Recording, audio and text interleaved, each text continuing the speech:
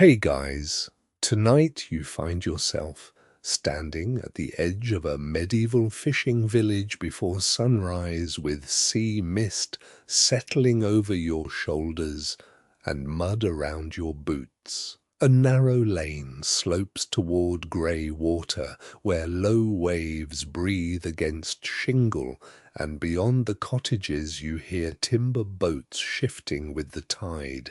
Smoke hangs beneath blackened rafters.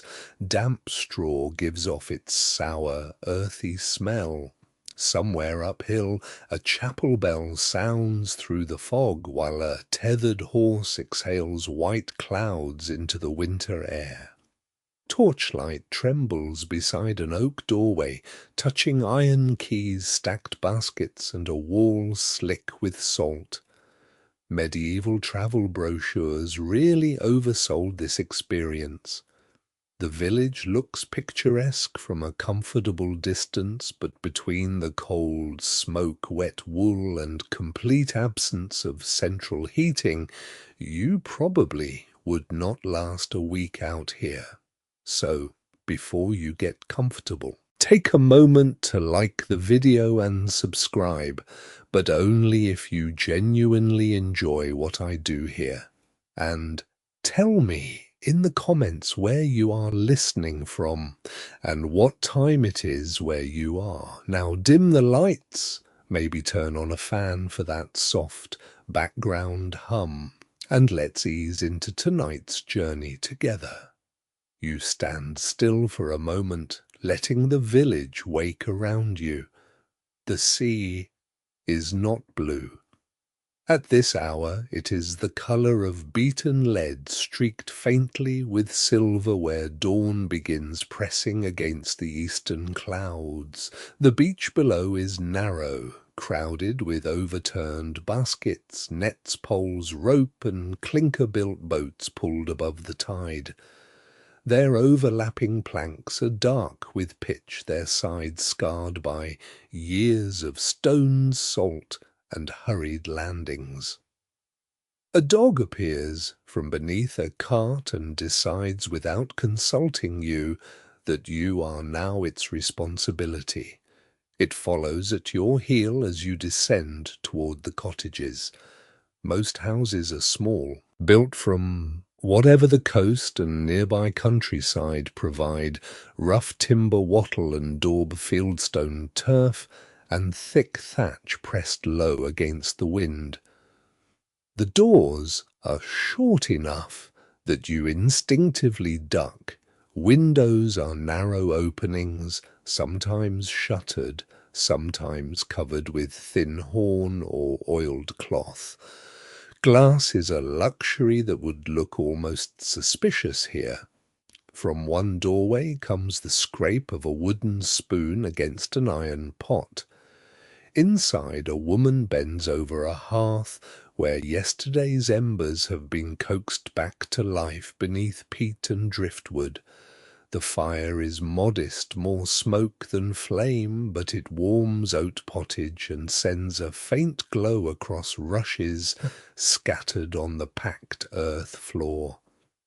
A few rushes are fresh, most are not.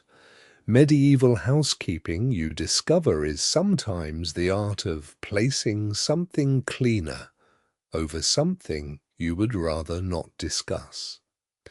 A man sits nearby, pulling on thick wool hose still damp from yesterday. His tunic is patched at one elbow, his fingers red and cracked. He rubs animal fat into the worst splits before reaching for a leather belt. There are no graceful preparations for the sea. Everything is practical, repeated, and half performed from memory. Near the hearth, coarse bread rests beneath a cloth. Beside it lie onions, hard cheese, and 2 small smoked fish from an older catch. Breakfast is plain but valuable. Work on the water burns through food quickly, and nobody leaves shore willingly with an empty stomach. Around the room, older hands prepare what must be ready before departure. One woman checks cork floats tied along a net. Another twists a damaged strand between finger and thumb. An elderly fisherman holds a hook close to the firelight, examining its point with the seriousness of a scholar considering a difficult passage. Farther uphill, the chapel bell sounds again. Time here belongs less to clocks than to bells, light tides and habit. A monastery several miles inland may mark the canonical hours more precisely, but the fishing village listens first to the sea. The tide decides when boats can be moved easily. The wind decides whether sail will help or hinder. The colour of the horizon may decide whether anyone goes out at all. Some swear that a red dawn over the water warns of rough weather before noon. Others insist that seabirds flying unusually close to the houses mean a storm is coming. No one can quite agree whether these signs truly predict anything, yet nearly everyone notices them. You notice them too. Gulls gather along the roof lines, hunched into themselves, their pale bodies dim in the mist. One cries sharply, and the dog beside you raises its head, as if personally offended. At another cottage, a fisherman touches 2 fingers to a tiny lead badge pinned inside his cloak. It bears the worn image of a saint associated with travellers and those in danger. Perhaps he bought it during a pilgrimage. Perhaps it belonged to his father. Even now it is hard to tell whether such objects are carried from devotion, habit, or the quiet belief that when a man goes on to cold water in a small wooden boat, every possible advantage seems sensible. Near the lane stands a crude roadside cross with sea-smoothed stones piled around its base. A sprig of dried herb has been tucked behind one arm. Someone has left a scrap of candle wax there, though nobody admits to doing it. The village gradually becomes louder, but never truly noisy. Oak doors open, boots strike mud, a bucket clatters, rope drags across stone. Somewhere, someone coughs from hearth smoke. Somewhere else, a woman laughs softly at a man who has managed to put on one mitten and misplace the other. The mist beads on your hair and cloak. You smell salt tar, fish scales, smoke wet earth, old wool and faint sour ale from a house where last night's cups have not yet been rinsed. It is not a romantic fragrance, but after a while it begins to feel strangely complete, like the village itself has one smell made from 100 small necessities. Down on the strand, shadows begin moving around the boats. The working day is waiting, and as the first weak line of dawn finally appears beyond the grey sea, you follow the dog toward the harbour, where ropes, nets, cold hands, and older customs are beginning to stir.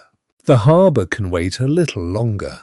Before the boats are pushed toward the water, you are drawn into one of the cottages nearest the strand, partly because the wind has sharpened and partly because the woman at the doorway has noticed that you are standing outside with the unmistakable expression of someone beginning to reconsider every romantic idea ever held about medieval coastal life.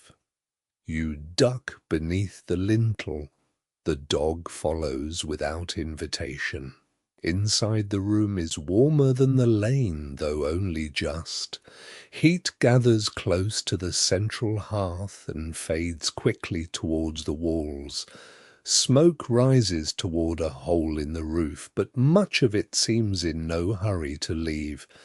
It hangs beneath the soot-black rafters in a soft blue layer, catching the orange light of the flames. Your eyes water almost immediately. Nobody else seems particularly impressed by this. The floor beneath your boots is packed earth covered in places with old rushes.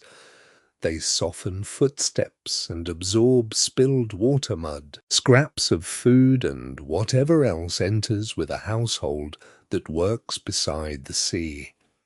Fresh rushes may sometimes be scattered over the old ones, especially before a feast day or visit from somebody important, though nobody here appears to expect a bishop this morning. Against one wall stands a rough wooden chest bound with iron straps. It contains folded wool clothing, a spare blanket, a few household linens, and several objects considered too valuable to leave lying about. The key hangs from the woman's belt. Iron keys matter in a house where possessions are few. The chest may hold the family's better tunic coins from a successful market day. Perhaps a pilgrim badge or a small knife brought home by someone who travelled farther along the coast years ago. Beside it rests a low bed. Calling it comfortable would be generous. A straw mattress has been laid across a timber frame and covered with coarse linen. Wool blankets are piled at one end, slightly damp from the coastal air. Two people may sleep there, sometimes more when relatives visit. Younger members of the household often curl upon sacks, benches, or pallets nearer the hearth. Privacy is not really part of the arrangement. A medieval cottage is less a collection of separate rooms than a shared shelter against rain, wind, cold, darkness, and occasionally neighbours who arrive before breakfast asking to borrow rope. Wet cloaks hang from pegs driven into the wall. The smell of wool thickens as they warm. One man removes his sea cloak and spreads it near the fire. The garment is heavy, woven tightly enough to resist some rain, though certainly not enough to make a January voyage pleasant. Beneath it he wears a linen shirt, wool tunic hose, and sturdy leather shoes that bear the permanent dark stain of salt water. A pair of mittens lies beside the hearth. One has been repaired so many times that almost none of the original wool appears to remain. The woman notices you examining it and smiles. Waste very little. Repair almost everything. That quiet rule shapes the whole room. Broken baskets are rewoven, wooden bowls are patched, cloth becomes smaller cloth before eventually becoming rags. Rope too worn for the boat may still secure a gate or hang fish for smoking. Near the fire, several lengths of fishing line are coiled carefully around wooden pegs. Hooks rest in a small leather pouch. Cork floats and stone sinkers sit inside a basket. These objects are treated with almost the same care as food. Without working gear, there is no catch. Without a catch, there may soon be very little food to care about. The older fisherman you noticed earlier now sits on a stool near the wall, mending a damaged net with a wooden needle. His hands move slowly but without hesitation, passing cord through familiar openings and tightening each knot. You watch for several minutes. The pattern seems simple until you imagine doing it in weak firelight with numb fingers while knowing that one poor knot may become tomorrow's lost dinner.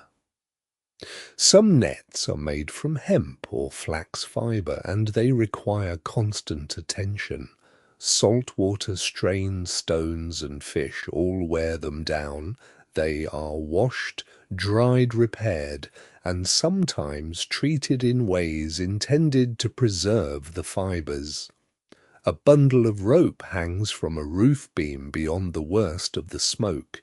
Suspended beside it are dried herbs. One is probably useful. Another may be present because somebody's grandmother once insisted that it keeps fever from the house. No one can quite agree whether the bundle near the door is mugwort, some coastal herb, or simply weeds tied together many months ago. Still, nobody removes it. Such small protections are common.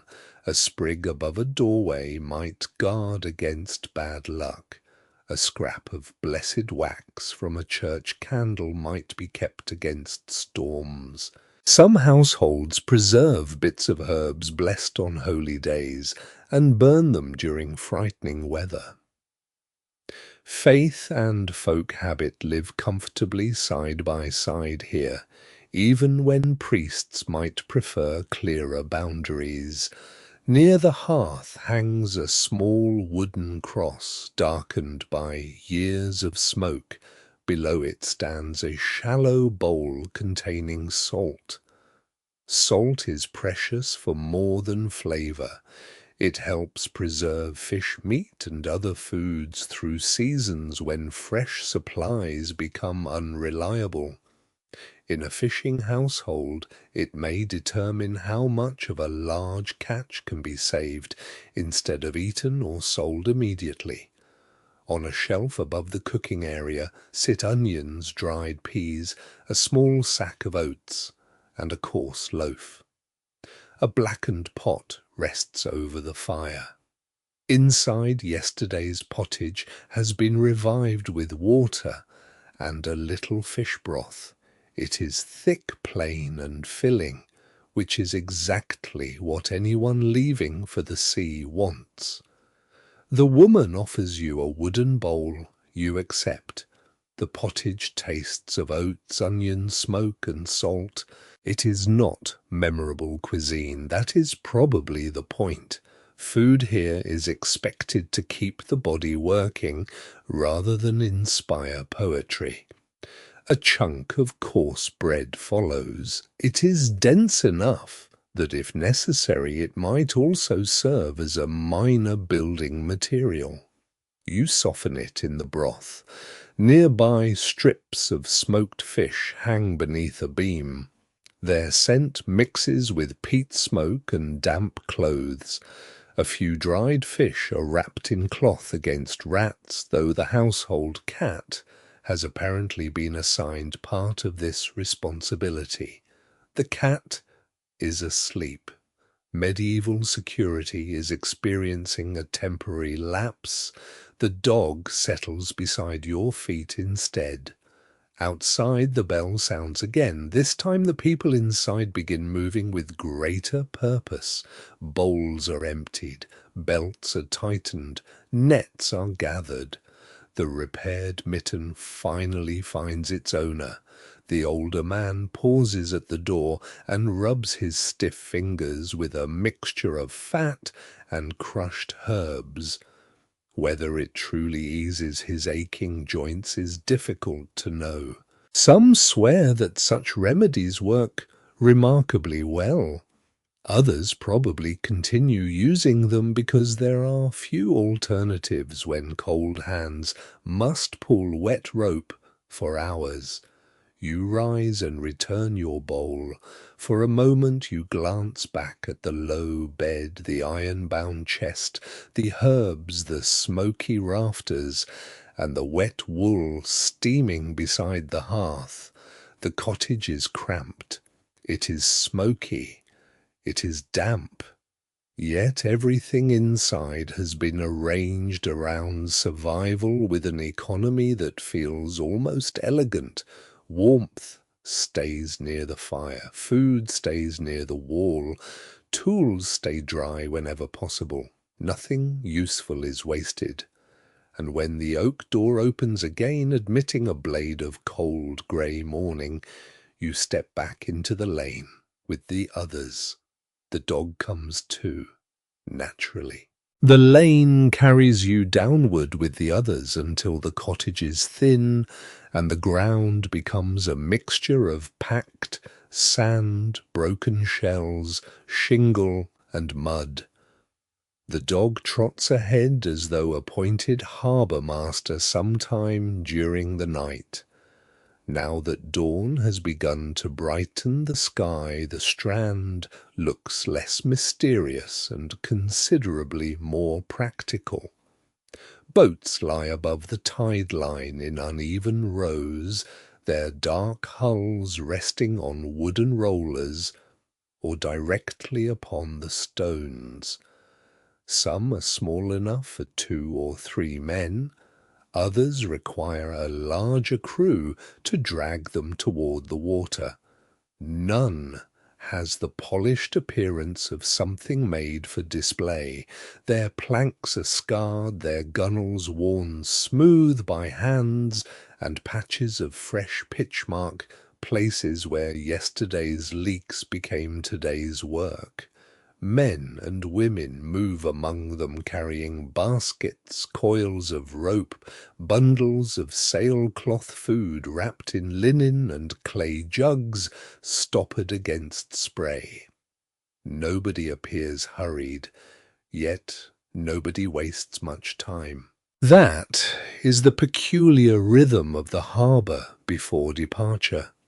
Every movement is familiar enough to seem slow even while dozens of necessary things are being done at once. One fisherman crouches beside a hull and presses his thumb against a seam between overlapping planks. Another lifts a small wooden bucket from inside and turns it upside down. A third examines the mast where a leather binding has begun to loosen. Near you, 2 women spread part of a damp net across the shingle and search for damage made during the previous day's catch. They speak quietly while their fingers work. One finds a torn mesh and marks it with a loose knot so it can be repaired before the net is taken aboard. The dog immediately sits on it. There is a brief silence. The dog is persuaded to continue its inspection elsewhere. Closer to the water, several men gather around a boat and place their shoulders against the hull. Wooden rollers have been arranged beneath it, simple lengths of rounded timber that make the weight slightly less unreasonable. At a shouted rhythm they push. The boat moves perhaps half the length of your boot. Everyone stops. One man adjusts a roller. They push again. Watching a medieval boat reach the sea quickly teaches you that heroic maritime adventure contains a surprising amount of shoving. You add your hands to the hull. The timber is cold and damp beneath your palms. Your boots slide among the stones, and for several moments the entire world seems reduced to wet wood, straining shoulders, and the crunch of shingle beneath your feet. At last the boat advances. Behind you another crew begins the same labour. The harbour has no stone quay, grand enough to shelter every vessel. In a modest village like this, boats may be hauled onto the beach to protect them from storms and changing tides. It means extra work at departure and return. But it also keeps fragile craft from battering themselves apart against rocks during rough weather. A little farther along the shore stands a rough shed containing spare timber, tar oars, and tools. Its oak door is secured by an iron lock considerably more impressive than the building around it. Fishing equipment is wealth here. Rope takes labor to make, nets take even more. A good sail costs money. Lose any of them, and a family may spend weeks recovering. A fisherman reaches into his boat and suddenly frowns. He searches beneath a folded cloth, then beneath a basket, then inside the basket, apparently in case the object has learned to hide. At last he calls toward another crew.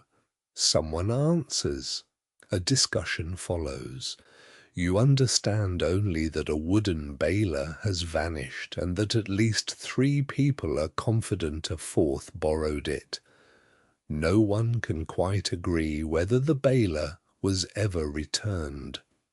This, apparently, is the medieval fishing village version of an international crisis.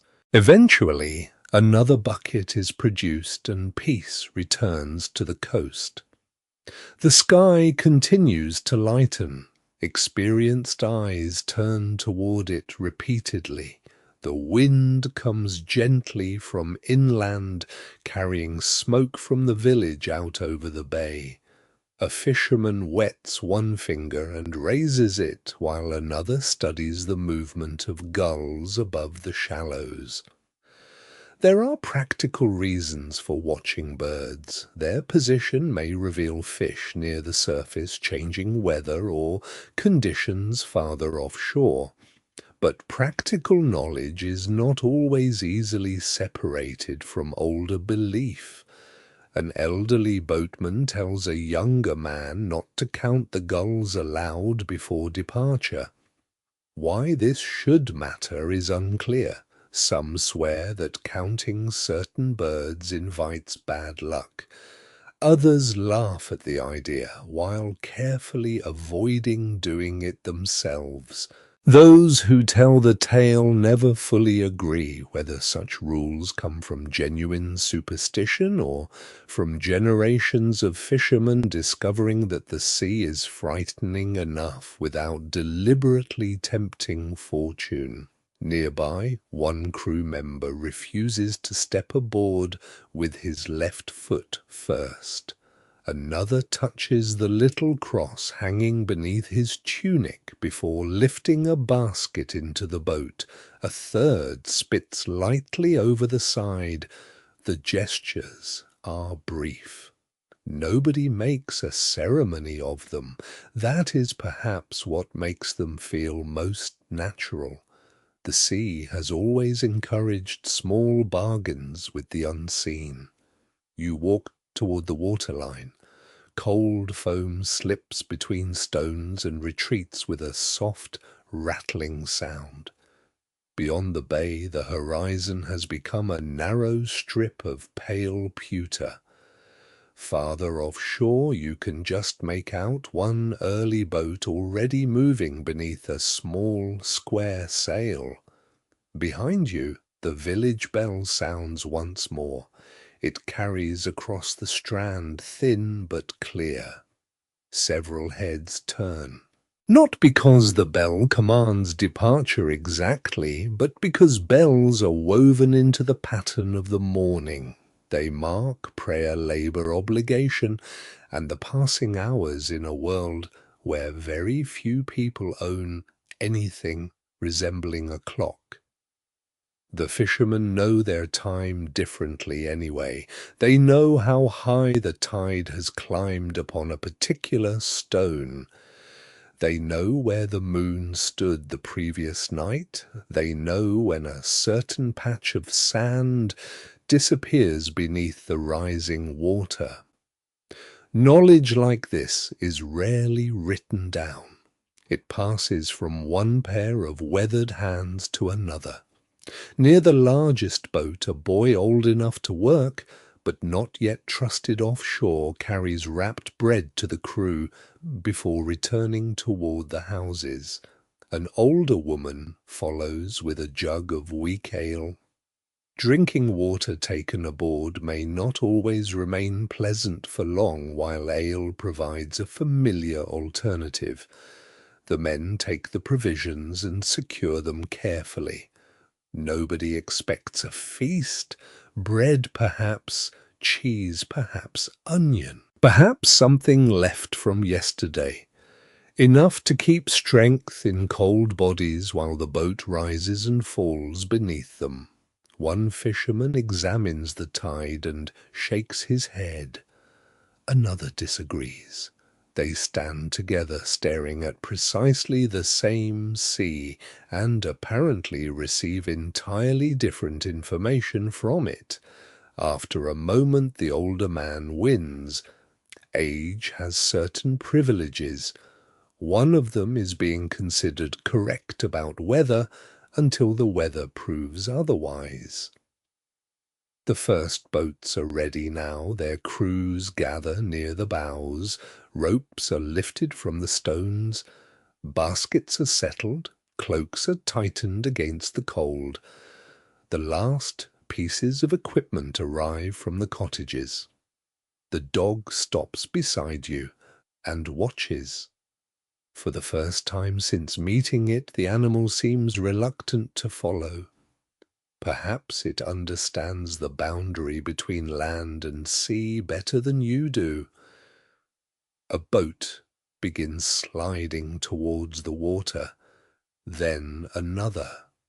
The shingle grinds beneath heavy timber, voices murmur through the mist, and the rising tide reaches forward as if to receive them. You stand among the villagers as the quiet harbour finally wakes completely. The first boats are already nosing into the shallows, but yours does not leave yet. A hand closes around your sleeve and redirects you toward a vessel resting higher on the shingle. Its crew has found a problem in one seam, and nobody intends to trust cold water, with a boat already admitting it would rather become a sieve. You crouch beside the hull. Seen this closely, the boat looks less like a single object than an argument between timber, iron, cord pitch, and patience. The planks overlap along the sides in clinker fashion. Each board must sit neatly against the next, held by fastenings and strengthened by ribs within. A fisherman runs 2 fingers along a dark seam. There. A narrow crack has opened where yesterday's strain loosened the caulking. Someone brings warm pitch. Its smell is sharp, smoky, resinous, joining saltfish, wet rope, and wool. Fibre is pressed into the gap, then sealed. The repair looks insignificant. On land, perhaps it is. Offshore, a gap the width of your fingernail can become a persuasive reason to pray. The man beside you taps the plank with his knuckle and listens. You are not certain what he hears. Apparently, the boat tells him something useful. No one can quite agree whether old fishermen truly recognize weak timber by sound alone, or simply enjoy making younger men believe boats whisper secrets to them. Nearby, the crew works through the gear. A net lies across the stones like a pale, tangled shadow. Its mesh is handmade, every knot representing time. A large net may contain thousands of knots, and every broken section must be repaired before it grows worse. An older woman sits on an overturned basket with a netting needle. She draws cord through damaged mesh, tightening each knot with steady fingers. You sit beside her. She places the wooden needle in your palm and demonstrates the pattern once. You try it. Your first knot resembles a small dead spider. She cuts it out. Your apprenticeship has concluded. Across from you, a fisherman checks floats tied along another net. Some are cork, others are light wood. Along the lower edge hang sinkers of stone or fired clay. Together they hold the mesh as required. Hooks are examined next.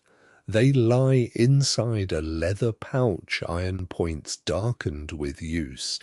Each is checked for rust, bending, and sharpness. A dull hook wastes bait. A weak hook loses fish. A lost hook means another visit to the smith and another coin spent. One fisherman sharpens a point against a whetstone, scrape, turn, scrape. He tests it against his thumbnail and returns it to the pouch. Beside him, fishing lines are wound around wooden frames. Hemp and flax can make strong fibers, though salt and repeated wetting weaken them. Lines are dried when possible and checked for fraying. The work becomes soothing. Hands move, cord tightens, wood creaks. Waves breathe against the beach. Then somebody discovers a knot in one coil. 3 fishermen gather around it. Each proposes a different solution. For people who regularly face storms and uncertain catches, they are remarkably troubled by one stubborn knot. At last, the oldest man pulls the correct loop and the whole thing falls loose. Civilization continues. Farther up the beach, sailcloth has been spread across 2 barrels so a tear can be patched. The sail is coarse, heavy, and stiff with salt. Needlework must be strong rather than pretty. A weak seam under wind can tear farther, leaving a crew to row when they hoped to sail. Waxed thread passes through the cloth. Near the shed, 2 men roll a barrel of tar into shelter. Tar and pitch protect rope and wood. One crew keeps its rope neatly coiled beneath the roof. Another leaves theirs on the ground. You can immediately tell which crew contains the fisherman whose wife is standing nearby. The rope is picked up quickly. Spare floats hang from a beam beside cord or fittings, a cracked bailer and an old lantern. Nothing is discarded merely because it is imperfect. A damaged basket can hold tools, a split float can become kindling, a sail too worn for open water can become patches. This is not romantic thrift, it is necessity. Most fishing households cannot replace equipment casually. A boat may represent years of labor and inherited wealth. Ownership can be complicated. One man provides the vessel, another contributes nets. Several supply labor. The catch must later be divided according to local custom. Those customs are not always written, and those who tell the tale never fully agree on how fairly every share is calculated. You suspect arguments exist. Humans have successfully invented arguments anywhere 2 people and 1 fish occupy the same shoreline. Before departure, one final custom appears. A fisherman ties a short piece of red thread near an oar handle. You ask why? He shrugs. His mother did it. Some swear that coloured threads blessed cords, or tiny charms protect gear from loss, or guard a boat against misfortune. A priest might prefer a proper prayer. A fisherman facing an unpredictable sea may decide there is room for both. The repaired hull is checked. Pitch has cooled. The sail is folded. Hooks return to their pouch. Lines are coiled. Nets are gathered so they can be paid out without tangling. Baskets are nested together. Every object finds its place because there is little room aboard, and even less patience for searching after shore disappears behind mist. The crew lifts the gear. You lift one end of the net. It is heavier than expected. Wet it will be heavier still. Together you carry it toward the waiting boat while the tide creeps. For all the stories later told about brave fishermen and dangerous seas, the truth here is quieter. Survival begins with maintenance, knots tied correctly, hooks, sharpened seams, sealed rope kept dry, and neighbours willing to lift when something is too heavy for one pair of hands. By the time the boat is ready, you understand that the village does not send individuals to sea. It sends the work of dozens of hands with them. With the last basket beneath the bench and the repaired net coiled at your feet, the water waits only a few steps away. The boat moves before you are entirely ready. One moment your boots are planted among wet stones, and the next the men beside you lean their shoulders into the hull while the incoming tide lifts the bow. Cold water rushes around your ankles. Someone shouts for another push. The boat grinds forward, rises awkwardly, and suddenly floats. You climb over the gunwale. There is no elegant way to do this. Your knee catches a bench, your cloak snags briefly on a peg, and the dog remains safely on shore, looking at you with the calm expression of an animal satisfied with its life choices. The fishermen climb aboard after you. Two take the oars, another steadies the mast. The oldest man watches the water. The boat drifts backward for several heartbeats before the oars bite. With each pull, the village recedes. At first, the water inside the bay is almost gentle. Small waves slap against the clinker-built hull. Oarlocks creak. Wet blades rise and fall with a rhythm that slowly settles into your breathing. Pull, pause, pull, pause. The cold is different here. On shore, wind presses against one side of you. On the water, it seems to come from everywhere. You tuck your hands beneath your cloak until somebody gives you a length of rope to hold. So much for warmth. The hemp is stiff with salt and rough enough to scrape your palm. Behind you, cottages shrink into dark shapes beneath the morning haze. Smoke still rises from several roofs, but the strands are thin now. The chapel bell reaches you once more faint and almost swallowed by gulls. Then the headland begins to hide the village. The sail is raised when the wind steadies. It climbs slowly, coarse cloth unfolding against the pale sky. One man hauls the line while another guides the yard. The boat heels slightly as the sail fills. You immediately grip the bench. Nobody comments. Perhaps they are polite.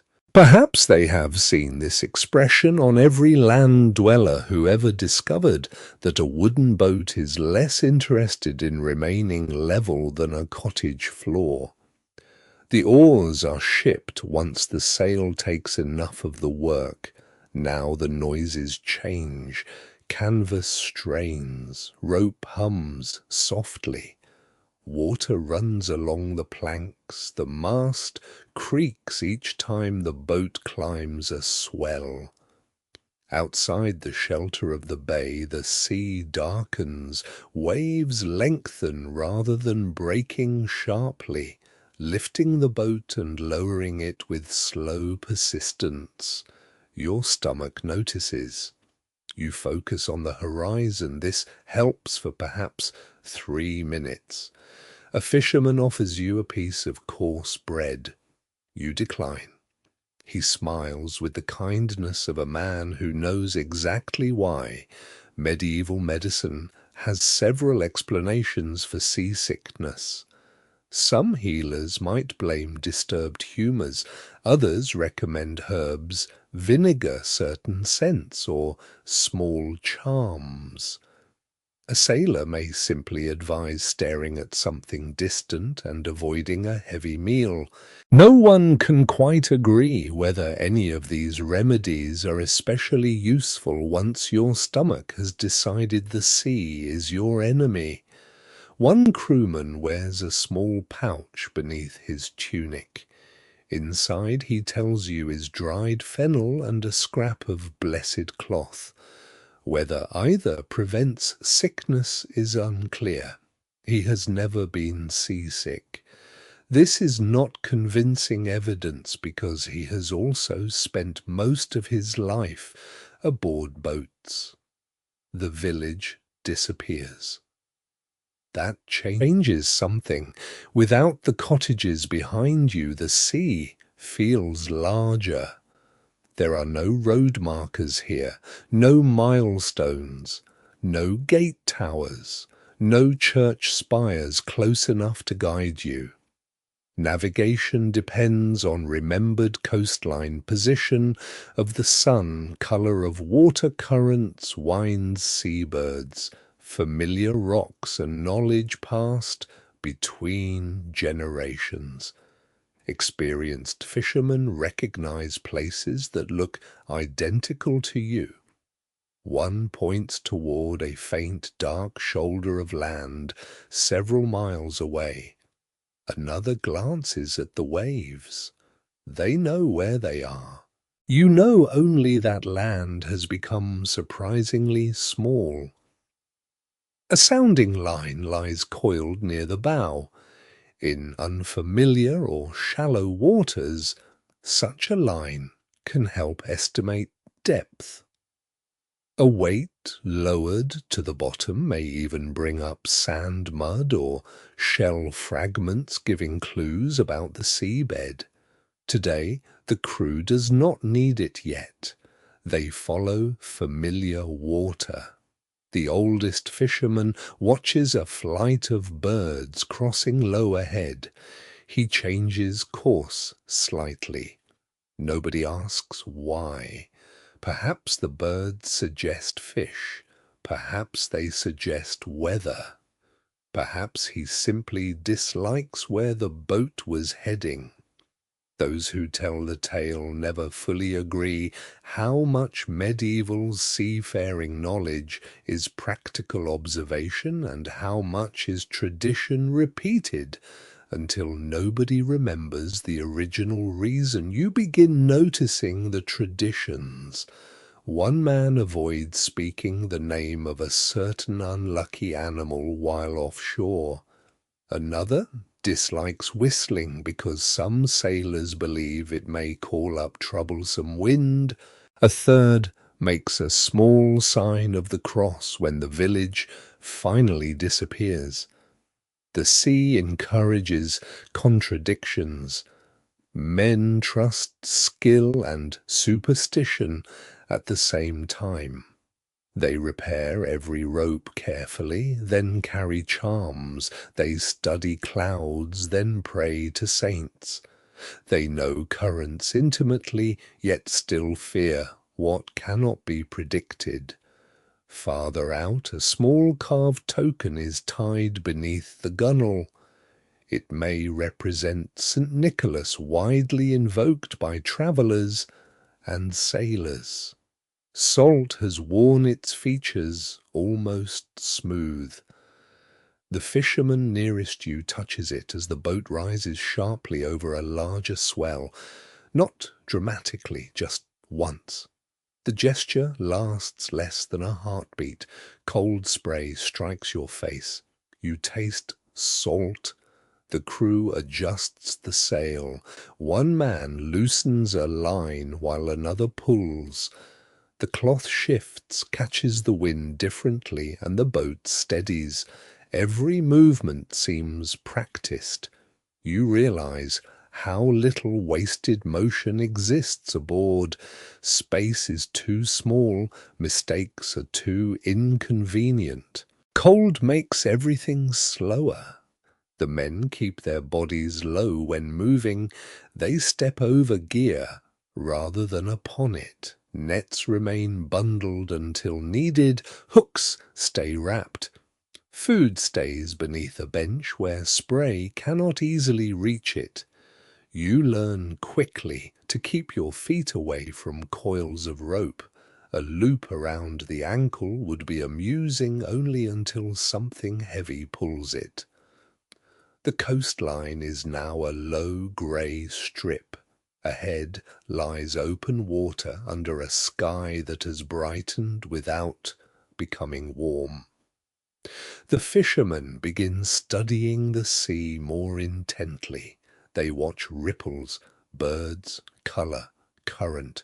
One dips his hand into the water and rubs wet fingers together. Another squints toward a cluster of gulls. The old man says something quiet. The sail is eased. The boat slows. Around you the morning becomes almost still, except for water against timber. Somewhere beneath this dark surface lies the reason everyone rose before dawn. The nets remain coiled. The hooks remain wrapped. For another moment, nobody begins. They simply wait, watching the sea. For several quiet breaths, nothing happens. The boat rises, the boat falls. The sail hangs softer now, its cloth no longer straining hard against the mast. Around you, the sea seems almost empty, though the fishermen continue watching it as if words are written upon the surface.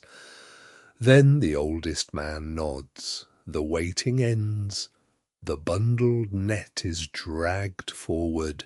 You help lift it from beneath the bench, and at once you understand why so many hands were needed to mend and carry it ashore. Even dry the cord has weight. Wet after an hour in the sea, it will feel as though the ocean has decided to come aboard with it. One fisherman checks the floats. Another examines the sinkers. A third separates the first folds so the mesh will pay out cleanly. Everything must happen in order. A tangled net is not merely irritating, it can waste the best part of a fishing ground, tear expensive cord, or wrap itself around legs and oars at exactly the wrong moment. The old man gives the signal. The first weighted edge drops over the side. Splash. Then the rest follows. Hand over hand, the fishermen feed the net into the water. Cork floats bob behind the boat while sinkers pull the lower edge downward. The boat moves slowly as the net stretches across the dark surface. You pass cord forward. The fibers scrape your cold fingers. Soon your palms begin to sting. Nobody seems surprised. Fishing is full of small discomforts accepted so regularly that they stop being worth mentioning. Once the net is set, The crew waits. Waiting, you discover, is a large part of work at sea. You imagined constant pulling, rowing, shouting, and heroic staring into storms. Instead, medieval fishing also involves sitting on a hard wooden bench while cold dampness gradually finds every gap in your clothing. History is often less dramatic when experienced through the backside. A fisherman unwraps the morning provisions. Coarse bread passes from hand to hand, followed by a piece of hard cheese and 2 onions. There is a little smoked fish as well, which feels almost insulting considering the purpose of the journey. You take some bread. It is firmer than it was beside the hearth. The sea air has improved nothing. A clay jug of weak ale is passed carefully around. Each man drinks only a little. There is work remaining and falling overboard because you celebrated breakfast too enthusiastically. Would produce a very short maritime career. The oldest fisherman keeps watching the floats. His eyes rarely leave them. Nearby, one younger crewman rubs his hands together and breathes into his fingers. Another pulls his cloak tighter beneath his belt so loose wool will not catch on rope. The wind shifts slightly. Immediately several heads rise. Clouds have thickened toward the west. Not dramatically, not yet. But fishermen pay attention to small changes because larger ones sometimes arrive too late for debate. One man studies the color beneath the clouds, another watches the gulls. A third says the wind smells different. You smell only fish, wet rope, and somebody's onion. Perhaps experience requires time. Some swear that aching joints can warn of storms before clouds appear. Others say certain seabirds become restless or that fish move differently before rough weather. No one can quite agree whether every old sign has truth behind it. But out here, even doubtful warnings receive more respect than they might beside a safe hearth. The net remains below. You wait longer. The rhythm becomes strangely peaceful. Water taps the hull. Wood creaks. A gull calls somewhere beyond sight. One fisherman quietly runs a thumb across the small cross beneath his tunic. Another has tied a knot in a short cord around his wrist. It may be nothing more than a practical piece of string. It may also be a charm once blessed on a saint's day. Those who tell such stories never fully agree where devotion ends and superstition begins. Eventually the oldest man stands. It is time. The hauling begins. The first section comes aboard, almost empty. Wet mesh slaps against the gunwale. You grab hold and pull. The weight surprises you again. Water pours from the cord, soaking your sleeves. Another section appears. Then something silver twists in the mesh. A fish. Small but welcome. One fisherman frees it quickly and drops it into a basket. Then another appears, and another.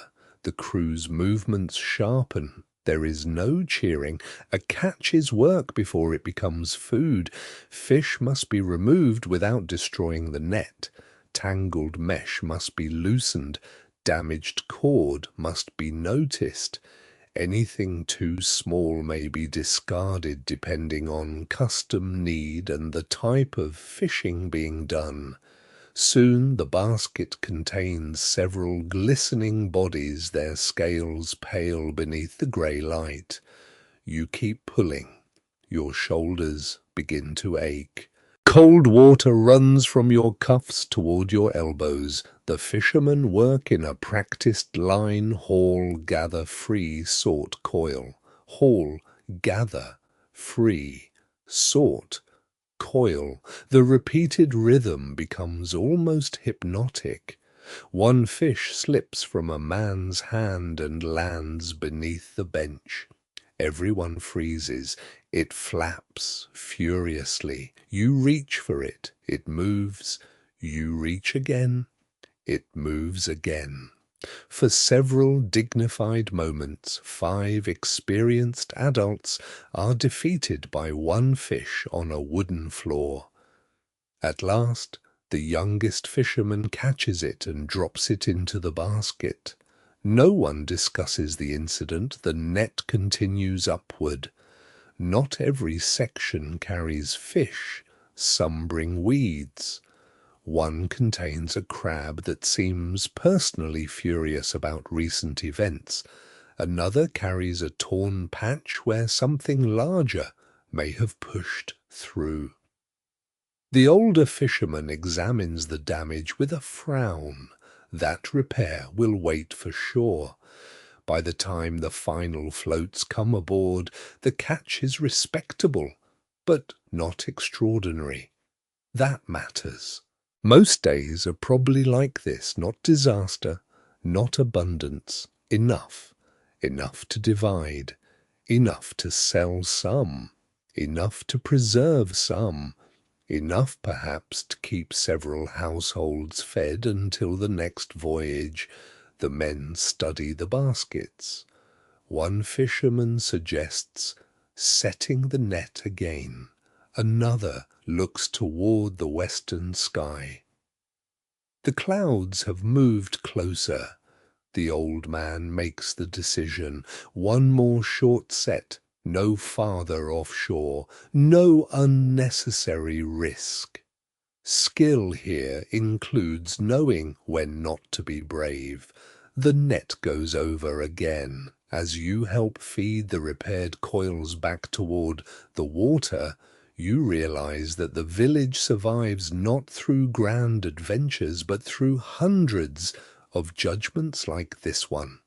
How long to wait, where to cast, when to return, how much weather to trust, how much hunger to risk, and beneath all those choices lies the same dark sea, patient and unreadable, lifting the boat as quietly as it did before dawn. By the time the boat turns toward shore, the clouds have lowered enough to make the morning feel older than it is. The second set of the net has brought in fewer fish than the first, and nobody argues when the old fisherman finally gives the order to return. The sail is adjusted. The bow swings slowly toward the pale strip of land. Behind you the fishing grounds disappear into grey water, as though nothing has happened there at all. The baskets at your feet say otherwise. They are heavier now. Some fish lie silver and still beneath damp cloth. Others shift faintly when the boat rises over a swell.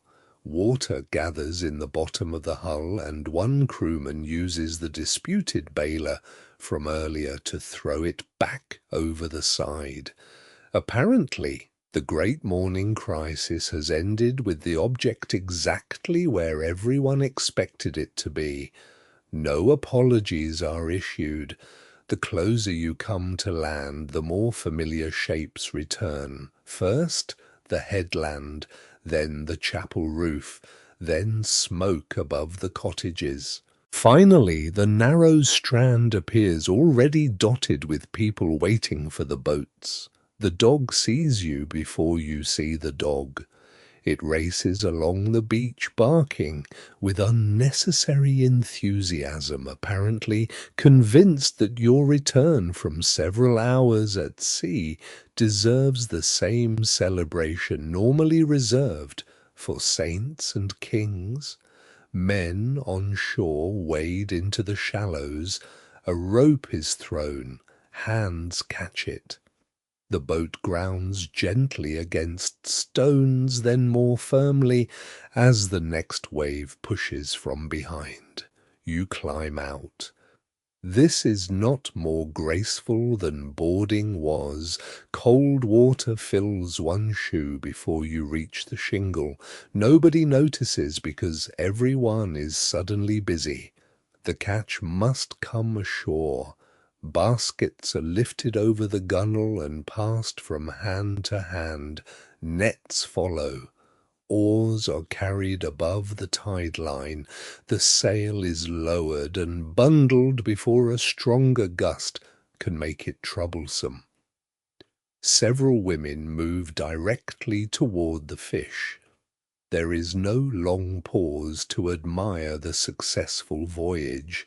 Fresh fish begins deteriorating quickly, especially when weather is mild, so the hours after landing matter.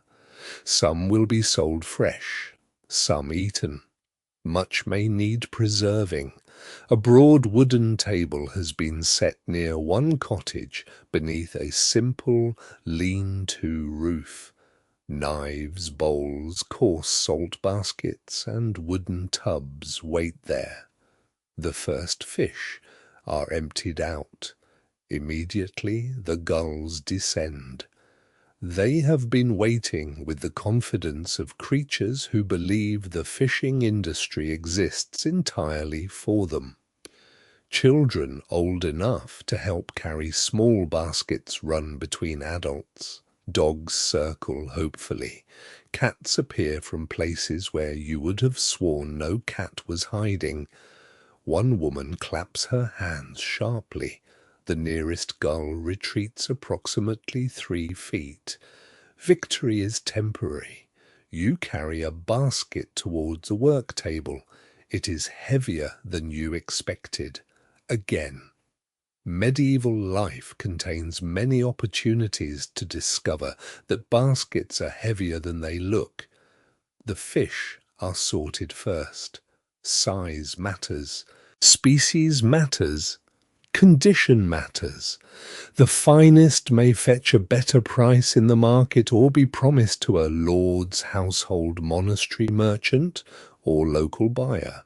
Smaller fish may remain with village families or go directly toward preservation. Some catches are counted carefully. Others are divided according to shares agreed among boat owners, net owners, and crew. Exactly how such divisions work varies from place to place. No one can quite agree whether every medieval fisherman receives what he considers a fair share. You suspect the answer is comfortably predictable.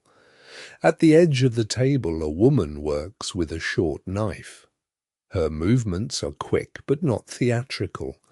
She cleans one fish, rinses it, and passes it along. Another woman layers fish with salt inside a wooden container. Salt draws out moisture and slows spoilage, but salt is valuable. Too little risks the food. Too much wastes a costly resource. The judgment comes from experience rather than written instruction. Nearby, smaller fish are prepared for drying. They may be split or arranged whole depending on species and local practice, then placed where moving air can gradually remove moisture. Along another wall stands a smokehouse, scarcely larger than a shed. Its roof is dark.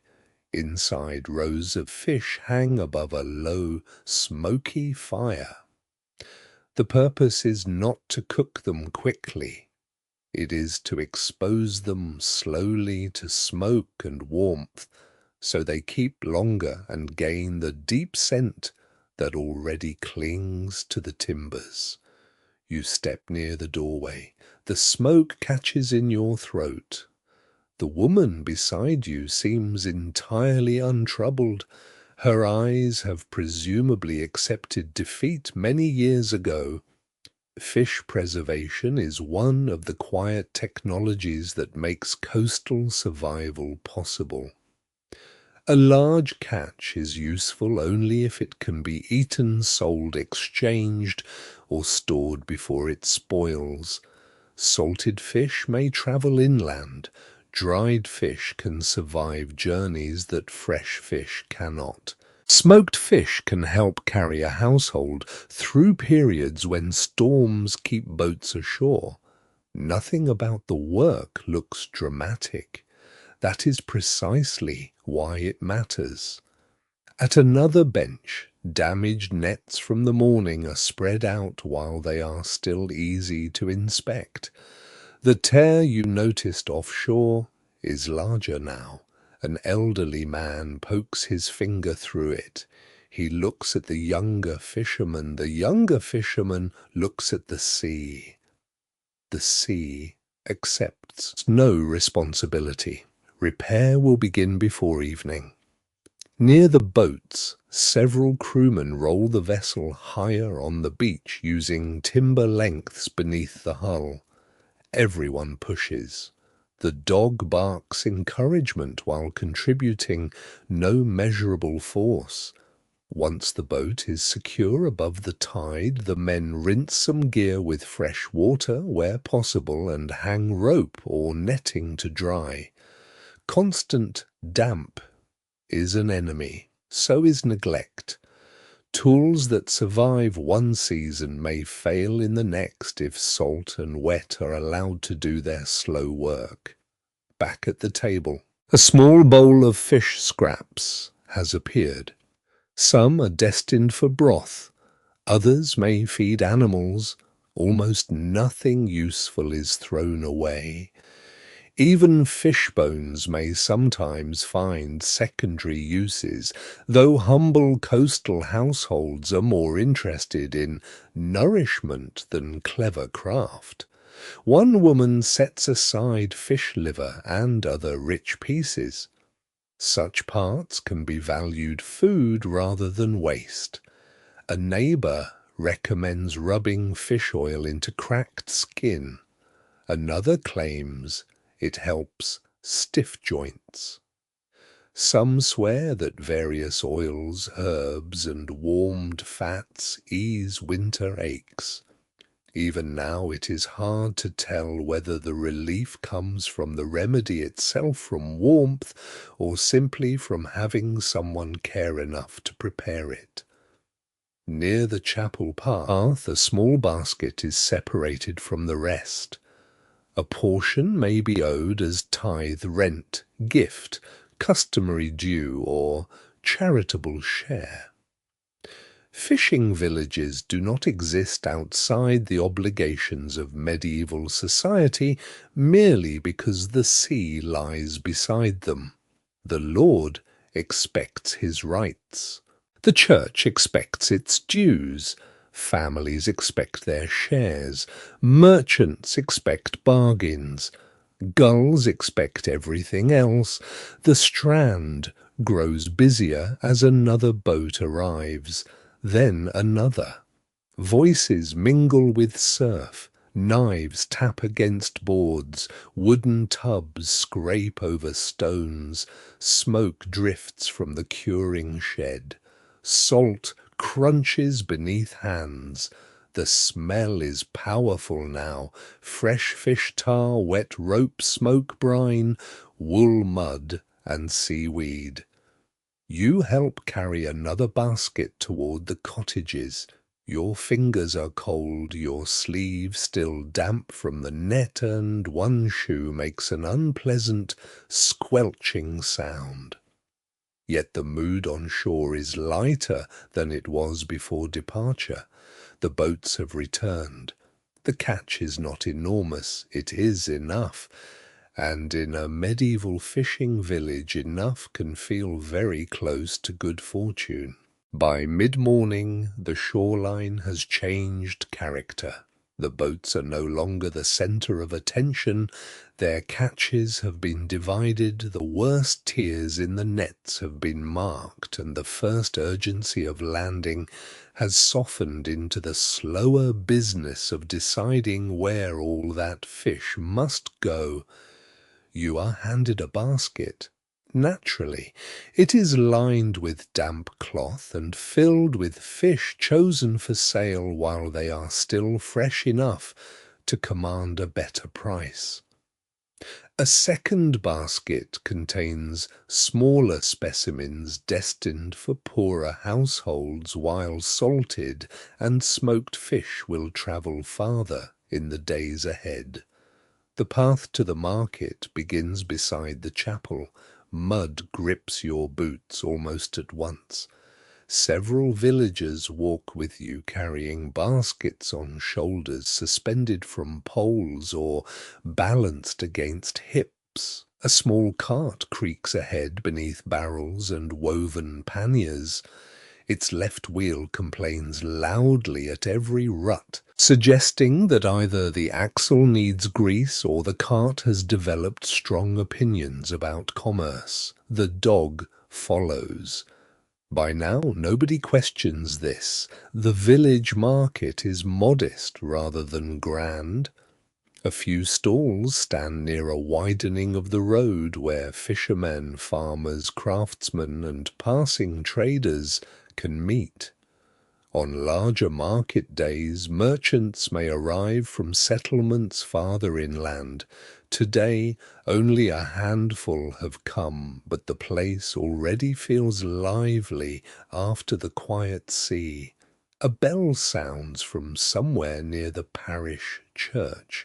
A man responsible for collecting tolls watches the arriving baskets carefully. Markets are rarely free spaces in the modern sense. Rights to hold them may belong to a lord monastery borough or other authority. Sellers may owe tolls on goods brought for trade. A few coins change hands. One fisherman mutters. The toll collector hears him. The fisherman suddenly becomes deeply interested in weather. Coins themselves are not always plentiful in every household, and many small exchanges are negotiated through goods credit obligation or familiar arrangements between people who know each other. Fish may be traded for grain, salt may be exchanged for other supplies. A fisherman might owe a baker from last week and settle the matter after a successful catch. The neat simplicity of buying and selling becomes rather less neat when half the village remembers what the other half owes. Your basket reaches a rough table covered with reeds. The fish are arranged carefully. Presentation matters even here. The cleaner, larger catch is placed where buyers can see it. Smaller fish are grouped together. A woman flicks water across the scales to keep them looking fresh. A merchant bends close. He presses one fish with his thumb. He smells another. Then he names a price so low that the fisherwoman beside you actually laughs. Not politely. The merchant raises his offer. She lowers hers. The conversation proceeds with the sleepy persistence of two people who have performed this ritual many times. Eventually, they agree somewhere in the middle, which both parties immediately pretend is a personal defeat. The fish are weighed or measured according to local custom. Exact systems vary enormously between places and periods, and measures that sound identical may not always contain identical quantities. No one can quite agree whether medieval market measures create more arguments than they prevent. A wooden measure sits beside the stall anyway, darkened by handling.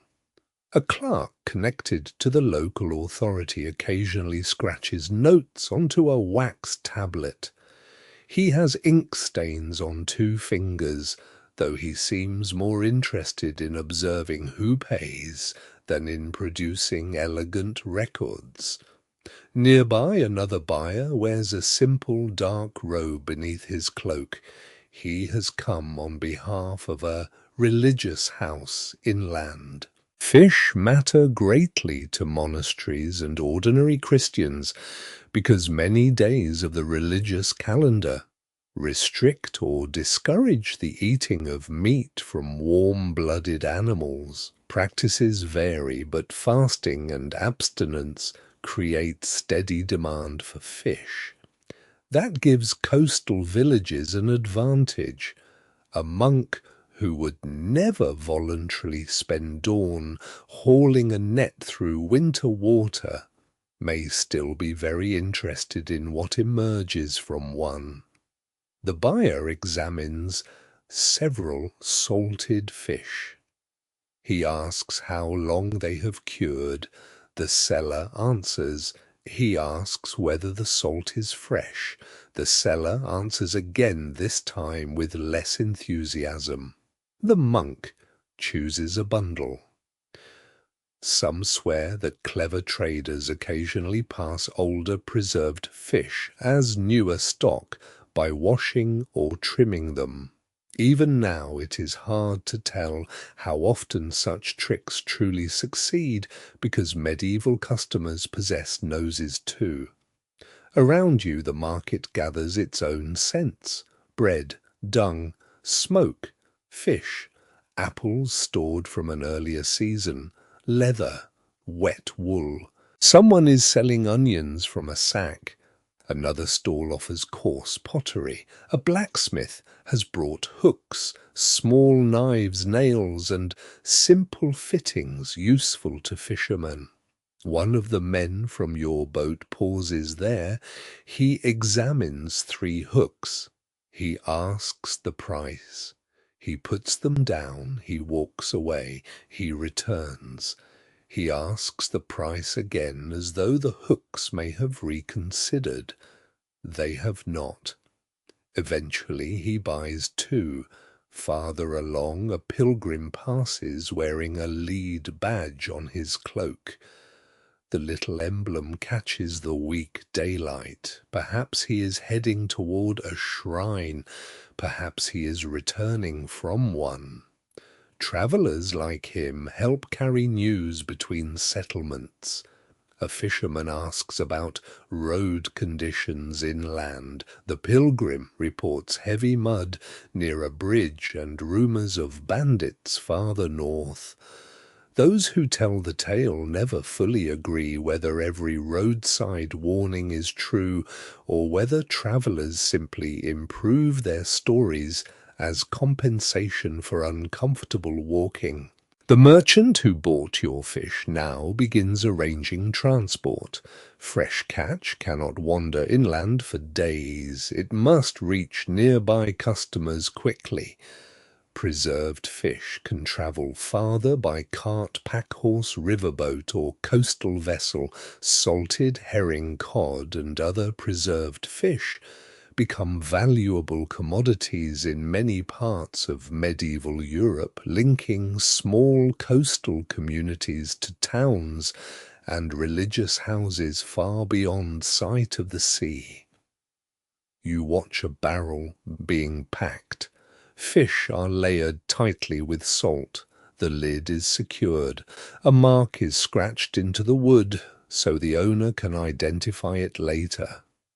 From here, that barrel may travel miles along roads so muddy that the fish inside occasionally seem to have a smoother journey than the people transporting them.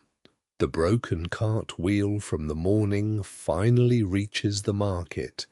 It sinks into a rut. The driver curses under his breath. 3 men push. The wheel turns once and stops. The dog watches from a safe distance, having already learned the wisdom of avoiding human engineering. After several attempts, the cart lurches free. A small cheer rises, not because the event is remarkable, because everybody has been delayed by such a cart at some point. You return toward the fish stall as the morning progresses. Coins clink into a small pouch. Several fish remain unsold. That does not mean they are wasted.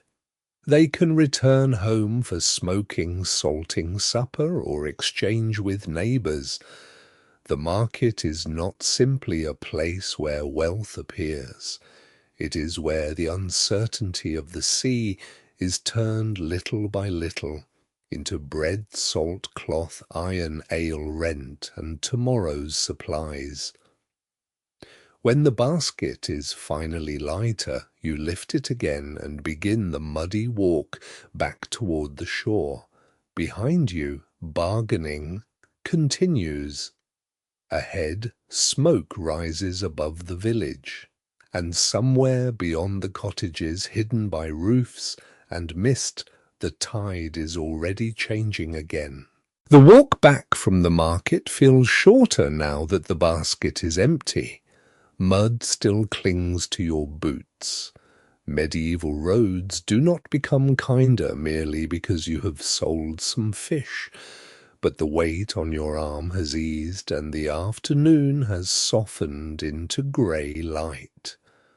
The dog is waiting at the bend. You are beginning to suspect it has several homes and no responsibilities. It falls into step beside you as though you have been absent for a week. At the cottage doorway, the woman from before dawn takes the remaining fish and looks into the basket as if measuring the success of the household by what is not there. A few unsold fish remain. They will not be wasted. One is cleaned for supper, another is rubbed with salt and set aside. Smaller pieces disappear into a pot above the hearth. You duck inside. The room has changed since morning. Fresh rushes cover the dirtiest patches of floor, and smoke has settled into everything. Blankets, rafters, hairbread, perhaps even thoughts. A blackened pot simmers above the hearth. Inside is pottage thickened with oats and peas flavoured with onions and scraps of fish. A handful of herbs has been added, though nobody identifies them with confidence. Some swear that savoury herbs help digestion after a cold day. Others insist certain leaves keep away winter sickness. No one can quite agree whether the bundle near the chimney is medicine seasoning or simply something an elderly aunt once ordered, everyone never to throw away. Nobody throws it away. You sit on a low stool. A wooden trencher is placed before you, followed by coarse bread and a small cup of ale. The bread is dark, dense, slightly sour, and exactly what you want after cold hours on the water. The potage is ladled over it. Steam rises into your face. For a while, conversation quiets. That is often the sign of a good meal in a hungry household. Spoons scrape wooden bowls. The fire settles with a crack. Outside, a gull cries once and seems to think better of it. The fisherman, who argued about the missing bailer, sits across from you. He tears bread into the broth and announces that the merchant at market is a thief. His wife asks whether the merchant stole from him. No. Did the merchant refuse to pay? None. The merchant simply offered a price the fisherman disliked. This is apparently sufficient evidence. The older man near the wall says the merchant's father was the same. Someone points out that the merchant's father has been dead for 12 years. The older man says this proves nothing. The ale goes around again. It is weak enough to be ordinary household drink rather than celebration, but after the sea it tastes welcome. The woman pouring tonight's jug studies its cloudy surface and shrugs. You drink anyway. Medieval quality control has once again chosen faith. Supper stretches slowly. The fish brought back from market becomes a subject of calculation. How much salt remains will tomorrow's weather allow another trip? Should one smoked bundle be kept or exchanged for grain? These are not dramatic questions, but they decide how comfortably people sleep. A good catch does not mean abundance forever. A poor catch does not always mean hunger tonight. Life moves between those conditions measured in barrels, baskets, bread loaves, wood piles, and weather. After the bowls are nearly empty, the stories begin. A neighbour arrives carrying a repaired net needle he borrowed last week. He sits near the door without waiting for invitation. Another follows with news from the Strand. Then somebody mentions the strange catch. A fisherman from a neighbouring village has supposedly hauled up a fish with a head shaped like a man's face. The room becomes interested. Those who tell the tale never fully agree whether the creature was truly strange, badly described, or simply an ordinary fish improved by 3 cups of ale. One woman crosses herself anyway. There are old coastal stories of monstrous fish, drowned bells sounding beneath the waves, ghostly lights, and creatures that warn of storms. Most fishermen laugh at such tales in daylight. At night, beside a low fire, while wind scratches at the shutters, the laughter becomes gentler. Another man claims he once saw a pale light moving over the water where no boat could have been. The older fisherman asks how much ale he had drunk. The answer is apparently classified. You warm your hands around the cup. The dog has stretched beside the hearth with its nose near your boot. The cat has reclaimed the warmest corner and looks offended by every other living creature. A beeswax candle burns on the table. Its flame burns cleaner than smoky rushlights, and nobody seems eager to waste it. Someone pinches the wick shorter. The room dims. Outside the wind strengthens. A shutter knocks once. The fisherman rises to secure it with a wooden bar. When he returns, another story has begun. This one about a widow who supposedly keeps knotted thread above her bed to stop nightmares. Some swear such knots trap troublesome dreams. Others say they merely give people something to blame when sleep goes badly. You glance toward the rafters. There are enough ropes, herbs, hooks, and hanging clothes up there to trap an entire army of dreams. The fire burns lower. Bowls are stacked. Bread is wrapped in cloth. Leftover pottage stays near the hearth for morning. Nothing useful is discarded. One neighbour leaves, then another. Your wet shoe has finally stopped squelching. That feels like progress.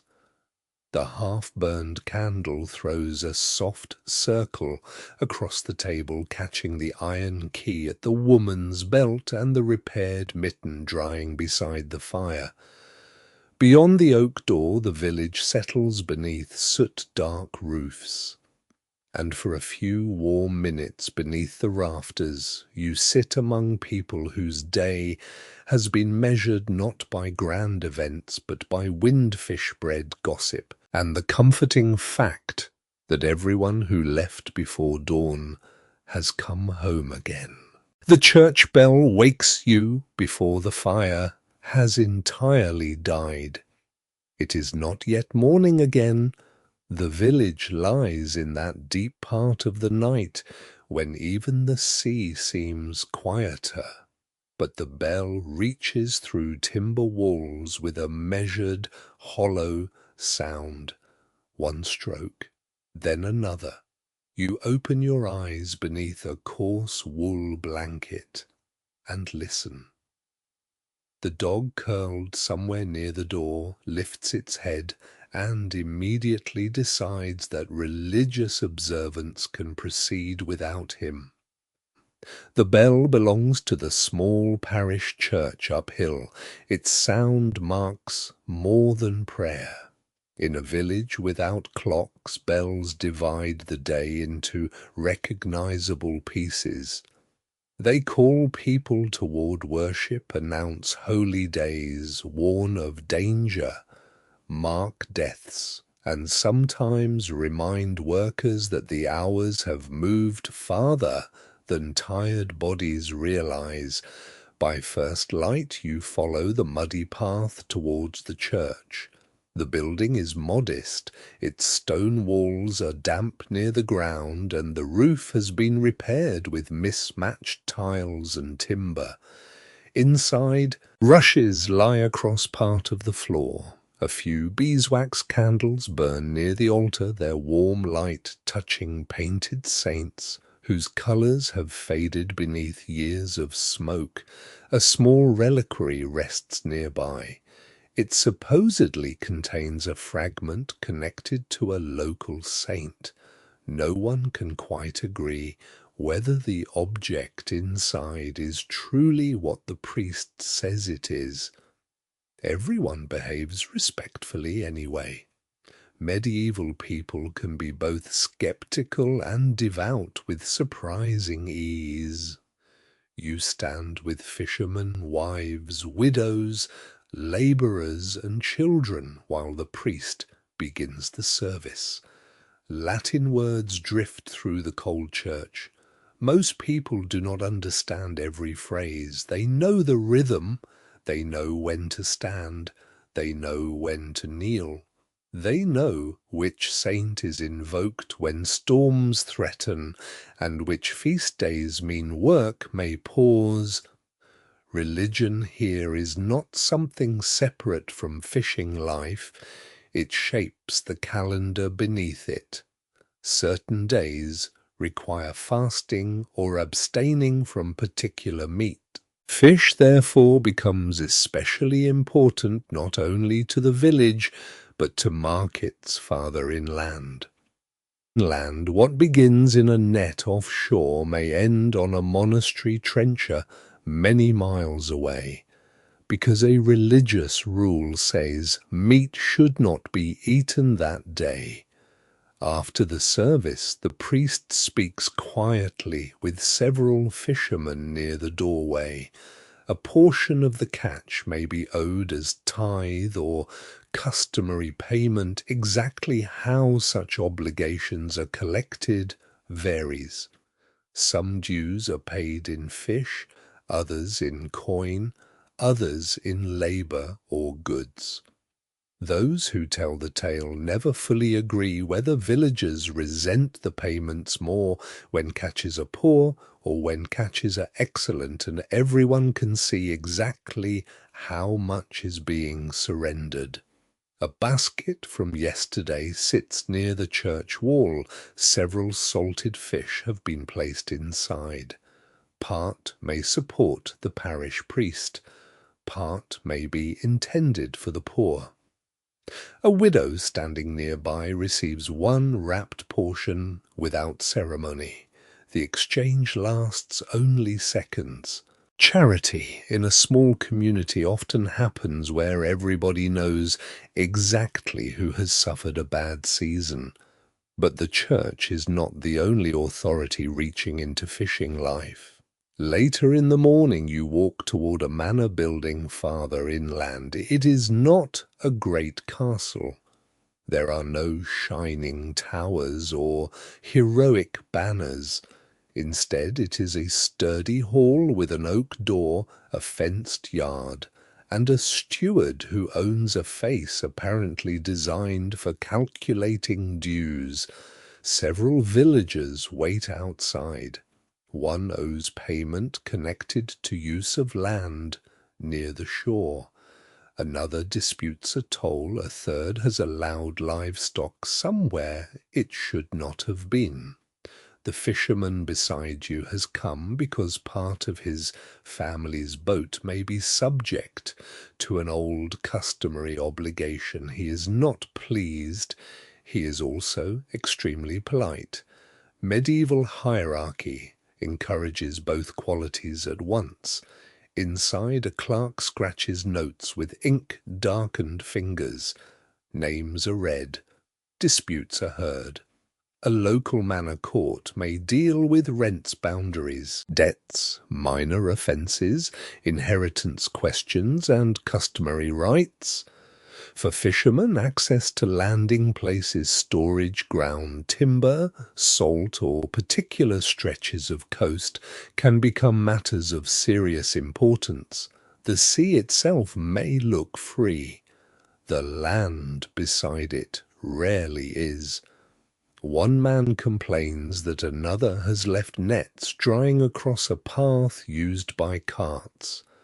The accused fisherman argues that the path was never used by carts until last year. A witness says it has been used by carts for as long as he remembers. He is 23. This does not help. The steward listens. A small fine is ordered. Everyone leaves mildly dissatisfied, which suggests the system is functioning normally. Outside, a woman touches a pilgrim badge pinned to her cloak before beginning the walk home. Some villagers believe badges or relics carried from shrines can offer protection, especially on dangerous journeys. Others keep them because they remember the pilgrimage itself. Even now, it is hard to tell where memory ends and magic begins. At the roadside, a small shrine stands beneath an ash tree. Someone has left a fishbone beside a candle stub. Perhaps it is an offering. Perhaps someone simply finished lunch there. No one asks. By afternoon, the village returns to its ordinary labor. Nets hang from poles. Smoke rises from the curing shed. A boy carries kindling toward the cottages. The same fisherman who argued before the manor court now helps his neighbor lift a barrel. Obligations may be irritating, but community survives through them as surely as through rope and timber. People owe the church. They owe the Lord. They owe neighbors. They owe family. They owe favors remembered for years. A borrowed net needle returns. A sack of grain is repaid after a good catch. A widow receives fish. A fisherman helps repair another man's boat because someday the same hands may be needed for his own. As evening approaches, the parish bell rings again. Its sound moves across roofs, sheds drying nets and the darkening strand. You pause beside the shoreline and listen. The bell seems almost as constant as the tide. One governs the spiritual rhythm of the village, the other governs nearly everything else. Between them, ordinary people find a way to organize hunger, work, duty, prayer, debt, generosity, and sleep. And while the final notes fade across the water, you understand that medieval fishing life is never only about catching fish. It is about belonging to a web of obligations almost as tangled, necessary, and difficult to escape as the nets drying behind you. By late afternoon, the wind begins to change. At first, it is only a small thing. Smoke from the curing shed, which has been drifting lazily toward the fields, bends instead toward the sea. A row of gulls leaves the beach and gathers on a roof ridge. Far beyond the headland, the western sky darkens by a shade so slight that you might not notice it if half the village were not already looking in that direction. The old fisherman notices first. He stops halfway through coiling a rope and lifts his face. Nobody asks what he is doing. Everyone knows. The air feels different, cooler, heavier. The sea has lost the soft pewter color of morning and become dark iron beneath the clouds. A younger man says the weather will pass north. The old fisherman says nothing. Another says the tide is wrong for a storm. A woman carrying a basket of firewood glances at the gulls and says they know better than any of them. No one can quite agree whether gulls truly predict weather or simply have the good sense to leave when fishermen should do the same. Either way, nobody launches another boat. Along the strand, work shifts quietly from preparation to protection. Nets are taken down from drying poles. Loose baskets are moved beneath sheds. A sail hanging over a rail is folded and tied. Boats resting close to the water are dragged higher onto the shingle before the incoming tide can lift them unexpectedly. You join 4 men beside the largest vessel. Again shoulders meet timber. Again boots slip. Again the boat moves approximately the width of a hand, and everyone behaves as though this is progress. The dog supervises from beside a barrel. The harbour master has wisely delegated manual labour. Wooden rollers are pushed beneath the hull. With each effort the boat inches farther from the sea until the men finally wedge stones and blocks beneath it. One fisherman checks the knots twice. Another checks them a 3rd time. Storm preparation does not reward optimism. By the time you return toward the cottages, the clouds have swallowed the last clear patch of sky. An elderly woman stands at her doorway, tying something to the latch. It is a small bundle of dried herbs and red thread. You ask what it is for. She gives you a look suggesting that any sensible person should already know. Protection. Against what exactly remains vague. Lightning, bad wind, illness brought by damp air, perhaps all 3. Some swear that herbs blessed on certain holy days can guard a house from storms. Others burn fragments of blessed candle during thunder. A few fishermen keep bits of rowan hazel or other supposedly protective wood near boats and doors. The parish priest may approve of the blessed candle. He might be less enthusiastic about the rest. The villagers are not especially troubled by this distinction. If one protection is useful, 2 seem better. At another cottage, a woman sets a beeswax candle on the table but does not light it yet. It has been saved since a church feast. She says it will burn only if the storm becomes severe. The candle is too valuable to waste on merely unpleasant weather. This is practical theology. The first rain arrives in scattered drops, large ones, cold ones. They strike the packed earth with dark spots and drum against the thatch. Someone calls from the beach. A fisherman has remembered an oar left beside the smokehouse. He runs back for it. Everyone watches. The oar is recovered. Civilization is saved for the second time today. Then the rain thickens. You retreat beneath the low roof of a storage shed with several villagers. From here, you can watch the sea without receiving all of it directly in your face. Wind drives white edges across the waves. The boats tug against ropes. Farther offshore, nothing moves except water. One man tells you this is not a true storm. He says a true storm makes the bay disappear beneath spray. Another immediately begins describing one that did exactly that 20 years ago. According to him, the waves reached the chapel path. The woman beside him says they reached only the lower cottages. He says she was not there. She says she was. Those who tell the tale never fully agree on the height of old storms, particularly when the person describing them has had years to improve the waves. Still, the village remembers real danger.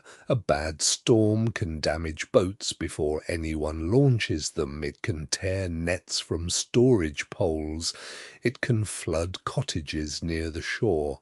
Worst of all, it can catch crews offshore. The old fisherman watches the horizon with narrowed eyes. There are no boats missing today. That fact changes the mood completely. People can afford to be worried rather than afraid. Rain rattles harder against the shed. Someone passes around a small flask of ale. You take a sip. A fisherman beside you touches the charm beneath his tunic. Another mutters a short prayer. A third insists there is no reason for concern while standing farther from the doorway than anyone else. A flash of distant lightning opens briefly behind the clouds. Several people cross themselves. The dog presses against your leg. Perhaps its authority does not extend to thunder. The elderly woman from the cottage appears again with a coal pan.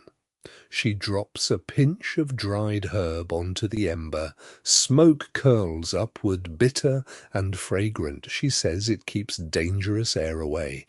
Medieval medicine often treats foul or corrupted air as a source of sickness, so pleasant or powerful scents may be used for protection as well as comfort. Whether the herb affects the weather is doubtful. It certainly affects your nose. Rainwater runs in thin streams down the lane. The mud deepens. The broken cart wheel near the market would not enjoy this. You think of it briefly and feel an unreasonable amount of sympathy. Then, almost as gradually as it came, the worst of the weather begins to move east. The rain weakens. Thunder becomes distant. The gulls return first. One lands on a roof, another on a post. A fisherman points at them as proof that the danger has passed.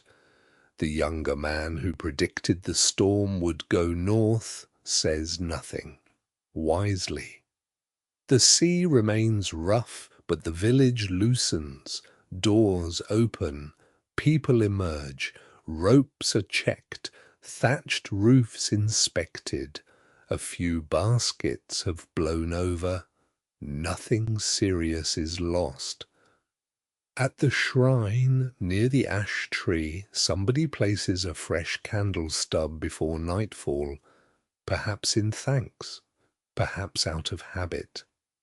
Even now it is hard to tell whether such gestures come from fear, faith, gratitude, or the simple desire to believe that someone is listening when the sea becomes louder than human voices. As darkness gathers, you stand above the strand. The boats are safe.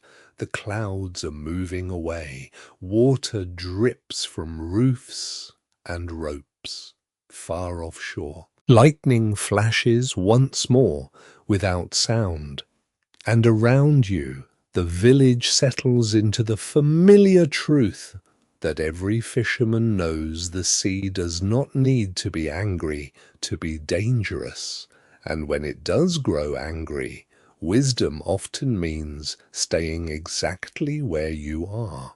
Morning arrives behind rain, not the violent rain of yesterday's storm, but a steady grey curtain that makes the roofs shine and turns every path between the cottages into brown paste. The sea beyond the strand is still restless, its surface crossed by long, dark lines of wind. Nobody launches a boat. The decision seems to have been made before anyone speaks. A fisherman steps outside, studies the waves for perhaps 10 breaths, then goes back indoors. Another reaches the beach, looks towards the headland and turns around without removing the rope from his shoulder. Some days the safest work is done on land. You follow the villagers toward a long shed near the curing house where nets, rope, sailcloth and tools are already being gathered beneath the roof. Rain taps steadily overhead. Inside the air smells of tar, wet hemp, old wood smoke and damp wool. The torn net from yesterday lies across a row of benches. The hole that looked modest at sea now seems large enough to admit a very ambitious sheep. An elderly fisherman kneels beside it with a wooden netting needle. He begins by finding undamaged mesh. Then he works inward, loop, knot, pull, loop, knot, pull. The rhythm is slow enough that you begin to understand why a fisherman's work continues long after the fish are caught. A net is not simply used until it breaks, it is maintained constantly. Every haul stretches it, every stone scrapes it, every rough fish thrashes against it, salt stiffens the fibres, sun dries them, rain wets them again. Without repair, a costly net can become useless surprisingly quickly. You sit beside the old man, he hands you the needle. You remember yesterday's first attempt. Apparently, he does too. His expression contains the quiet resignation of a teacher who has been assigned a difficult student by fate. This time, your knot almost resembles the others. Almost. He leaves it in place. You choose to interpret this as praise. Across the shed, 2 men work on rope. Loose hemp fibres are twisted together, then twisted again into stronger cordage. Making good rope requires skill, and long lengths may be produced in rope walks in larger settlements, but coastal people also repair and splice what they already own. A fisherman demonstrates how 2 damaged ends can be joined. His fingers move quickly. Your eyes do not. When he finishes, the splice looks smooth enough to trust. He says something about never tying a simple knot where a proper splice will do. The younger fisherman beside him nods seriously. then ties a simple knot in another rope. Tradition advances one generation at a time. Near the doorway, sailcloth is stretched over a low frame. Yesterday's wind has opened a seam near one edge. A woman threads a heavy needle and pushes it through the coarse cloth with the aid of a leather guard around her palm. Each stitch is drawn tight, nothing decorative, nothing wasted. The sail must survive pressure from wind, not impress anyone at court. Beside her a small clay pot of wax sits near a brazier. Thread can be waxed to help protect it and make sewing easier. Beeswax is valuable and even scraps are kept. A half-burned candle from the cottage would never be casually discarded here.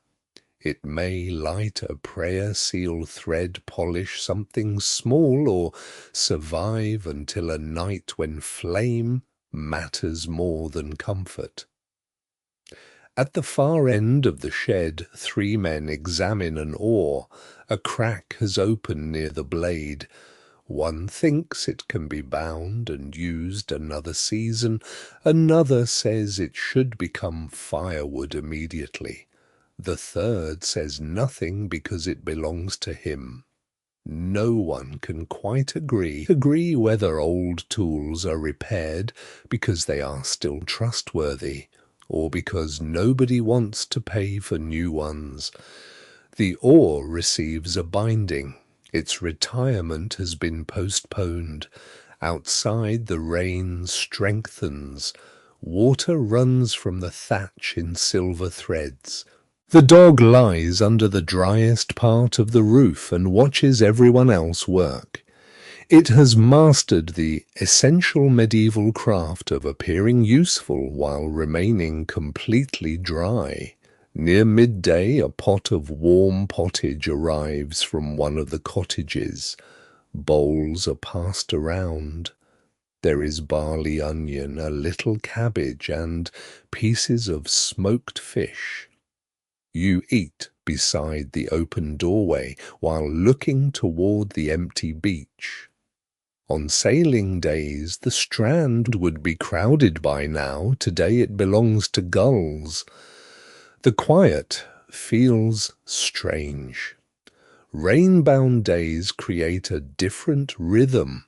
Children old enough for chores carry firewood, gather kindling from sheltered piles, or help sort cork floats. One teenager sits with an older relative, learning how to tie a particular net knot. Knowledge moves through families this way. Not through manuals, through watching, repeating, failing, being corrected, trying again. Near the brazier, an elderly woman prepares something in a small wooden bowl. She crushes dried leaves with warm animal fat. One fisherman holds out a hand marked by cracked skin and old rope burns. She rubs the mixture over his knuckles. Some swear that comfrey, plantain, calendula, or other herbs help soothe damaged skin. Other remedies rely on fats, oils, honey, ale, or ingredients whose usefulness is rather more uncertain. Even now it is hard to tell how much relief comes from the herb and how much simply from protecting dry skin against cold. The fisherman flexes his fingers. He seems satisfied. That is enough for today. A second woman produces a small charm against fever, a knotted thread with words once spoken over it. The priest might object. The fisherman accepts it anyway. Medieval households often live comfortably between formal medicine, prayer-remembered remedies, and traditions inherited from people whose names are long forgotten. If your joints ache, you try herbs. If the herbs fail, you pray. If prayer feels slow, someone's grandmother usually has another idea. By afternoon, the torn net is whole again. The repaired sail has been folded. Rope hangs in careful coils. Hooks have been sharpened. Wooden floats are replaced where cracked ones have failed. Outside, 2 fishermen warm tar and brush it along vulnerable seams in a boat pulled beneath partial shelter. The smell spreads through the rain. Black tar shines against wet timber. Maintenance has no grand ending. Nobody cheers when the final knot is tied. Nobody rings the chapel bell because an oar survives another winter. Yet these quiet hours determine whether tomorrow's voyage can happen at all. As evening approaches, the rain finally thins. The sea is still rough, but a narrow brightness appears beneath the western clouds. The old fisherman steps from the shed. He looks toward the horizon, then toward the repaired nets, then toward the boats. Perhaps tomorrow. Nobody says it aloud. The tools are put away. The oak shed door closes behind you, and along the rain-dark strand the village waits patiently for the sea to become useful again. The first hard frost comes quietly. You wake before dawn and notice that the inside of the shutter feels colder than the wall around it. When the oak door opens, the lane beyond is silver white. Mud has stiffened beneath a thin skin of ice, and every rope left outdoors carries tiny crystals along its fibers. The dog steps outside, it stops, one paw rises. For the first time since meeting it, the animal appears to question the wisdom of village life. Winter has arrived properly now. Along the strand, boats remain pulled high above the tide line. The sea is not frozen, of course, but it has become darker, rougher, and less forgiving. Short daylight, violent winds, and sudden storms make fishing more dangerous.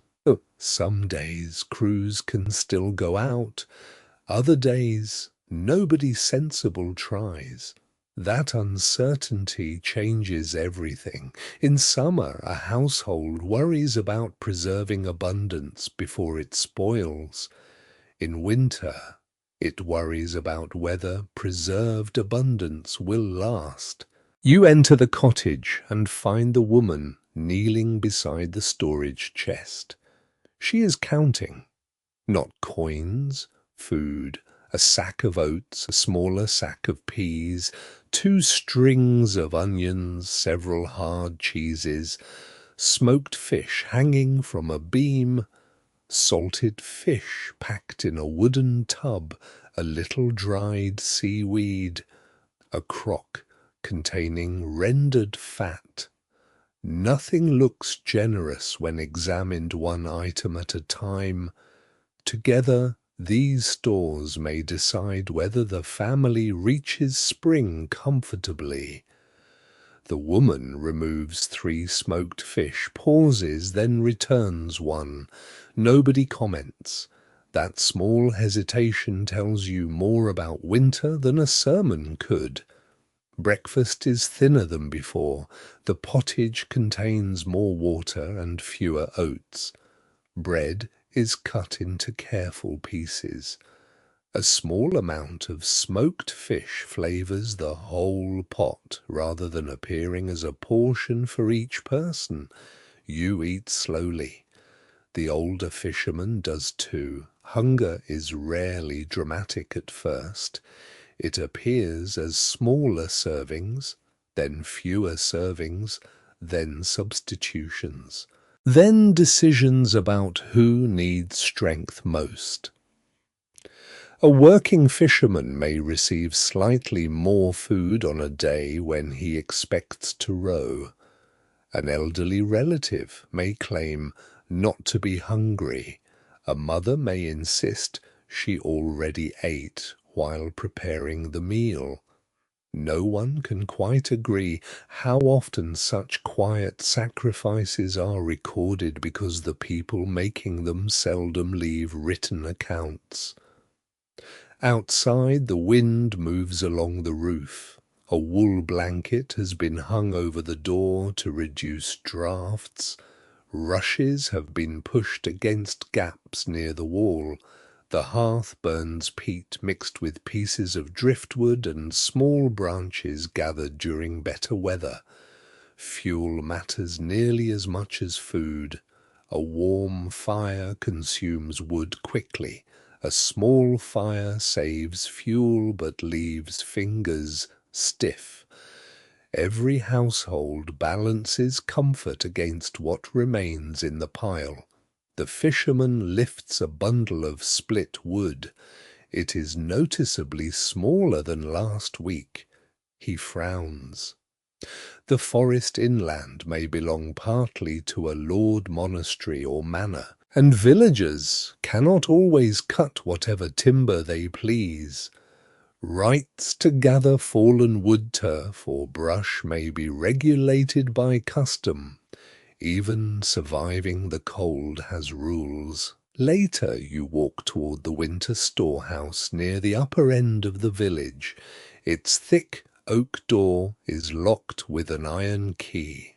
Inside, barrels stand against the walls, salted fish, grain, perhaps dried peas or beans, tools and spare rope occupy the driest shelves. The air smells of salt, wood smoke, and cold stone. A man checks one barrel carefully. Moisture has entered near the lid. Several fish must be removed before spoilage spreads. They are washed and examined. Anything questionable is separated. Wasting food is painful. Eating spoiled food is worse. Medieval families understand this without needing anyone to explain bacteria. Experience teaches its own lessons. Some households hang dried herbs or garlic in storage areas because they believe strong smells discourage pests or sickness. Cats deal with mice more convincingly. The village cat is currently asleep on a sack. Its performance review remains complicated. By midday, snow begins. At first, the flakes melt against the beach. Then they cling to thatch carts and fences. The sea becomes almost invisible beyond the falling white. Nobody sails. Another day of fishing is lost. A man near the strand stares toward his boat as though annoyance might improve the weather. It does not. The older fisherman says his knees predicted this. Some swear aching bones warn of snow or storms. The younger men laugh. None laugh loudly enough for him to hear. Inside the alehouse, several fishermen gather around the hearth. There is less ale than during autumn. Grain is valuable, and brewing competes with bread-making for supplies. The drink is weak but warm enough after being held near the fire. Conversation turns to debt. One family owes the baker, another owes a merchant for salt. A third borrowed grain after a poor catch earlier in the season. Debt does not always mean catastrophe. Neighbors lend, merchants extend credit, relatives help, but obligations accumulate and a long winter can turn small shortages into difficult bargains. A fisherman may promise part of a future catch before the fish have even entered the bay. The future becomes collateral. Still, the village has ways of softening hardship. A widow receives a loaf from a neighbor whose household has slightly more grain. Another family shares dried fish with a man whose boat was damaged during autumn. The parish distributes part of what has been given in charity. Nobody calls these acts extraordinary. Tomorrow the balance may reverse. One storm can make the generous household needy. Along the coast, cooperation is not merely kindness. It is insurance before insurance has a name. Toward evening the snow stops. Children of working age gather broken branches from hedges. Adults inspect roofs for damage. A woman stuffs wool into a gap beside a window shutter. Another heats a stone near the hearth and wraps it in cloth before placing it beneath bedding. A primitive bed warmer is better than none. Some people use warmed bricks or stones in this way, though they must be wrapped carefully. Burning the mattress would defeat the purpose of staying warm. You sit close to the fire, with your hands beneath the wool blanket. The dog presses against your leg. For once its company has measurable economic value. The pot over the hearth contains cabbage peas and the final scraps of this morning's fish. Outside, darkness comes early. The chapel bell sounds through cold air. You think of the boats waiting above the tide. Tomorrow they may sail, or the next day, or perhaps the weather will close the sea for another week. Those who live here cannot command the winter. They can only prepare, preserve, ration, mend, share, borrow, pray, and wait. The flame drops lower. Someone adds one small piece of wood instead of two. The difference is almost invisible. That is how winter survival works. Not through one grand act of endurance, but through hundreds of tiny acts of restraint. A thinner bowl, a repaired mitten, a shared loaf, a saved candle, a piece of fuel held back for tomorrow. And while frost gathers again along the shutter, the whole village seems to breathe more slowly, guarding what remains until the sea allows them to begin again. Night comes early over the winter shore. By the time you finish the last of the thin pottage, darkness has already swallowed the lane beyond the cottage door. The fire is low. The half-burned candle from earlier evenings gives off a small, steady flame, and damp wool hangs from pegs where it will probably remain damp until spring decides to become generous. Then someone knocks. 3 slow taps against oak. The older fisherman opens the door, and a gust of cold enters with a man carrying a hooded lantern. He has come to make his turn along the harbour. Tonight you go with him. You pull on your wool cloak, wrap another strip of cloth around your neck, and step outside. The dog follows, of course. Apparently, winter has not cancelled its appointment as your escort.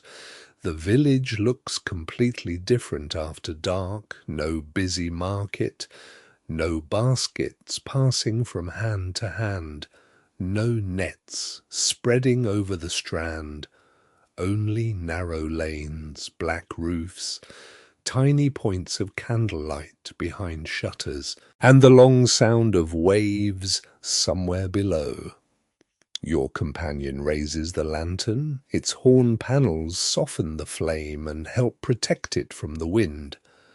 Glass would be expensive here, but thin horn can shelter a candle well enough to make a practical lantern. The light reaches only a few steps. Beyond that, everything becomes shadow. You walk toward the strand. Frozen mud crunches beneath your boots. The broken cart wheel that caused so much trouble near the market has been propped beside a shed awaiting repair. Frost has collected along its rim. In daylight it looked inconvenient. At night it looks almost ancient. The harbour watch is not a grand military patrol. There are no armoured guards marching beneath banners. In a small fishing village, watching the shore may simply mean making sure boats remain secure, checking for fire, noticing strangers, listening for trouble, and keeping an eye on weather and tide. A lost boat can ruin a household. A burning shed can ruin several. The first vessel rests where you helped drag it above the waterline. Your companion pulls at its rope, firm. He checks the knot anyway. The wind moves the mast slightly. Creak, pause, creak. It is a lonely sound. Farther down the strand, another lantern moves slowly. A second watchman is checking the curing sheds. Smokehouses deserve particular attention. Fire is necessary for preserving fish, but timber walls, thatch, dry rope, and flame form an arrangement that requires respect. Tonight the smoking fires have been banked low. A faint scent of old smoke hangs in the cold air. You pass the shed where yesterday's nets were repaired. The oak door is locked. Iron keys matter even more at night.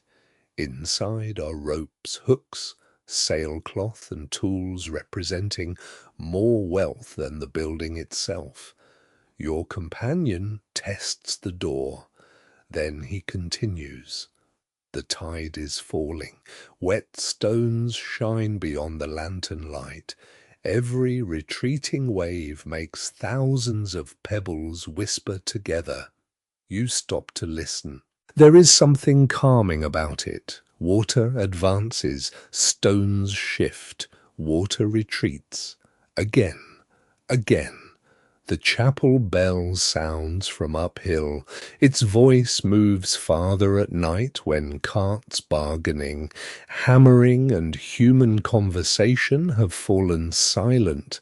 Somewhere inland, perhaps much farther than you can see, monastery bells may also be marking the hours for men rising from warm, or more likely only slightly less cold beds to pray. The fishermen do not need a bell to know the tide. One of them has scratched marks into a post near the beach. Another watches a particular rock. When the water uncovers it, he knows roughly how far the ebb has progressed. Old habits become a kind of clock. The watchman points offshore.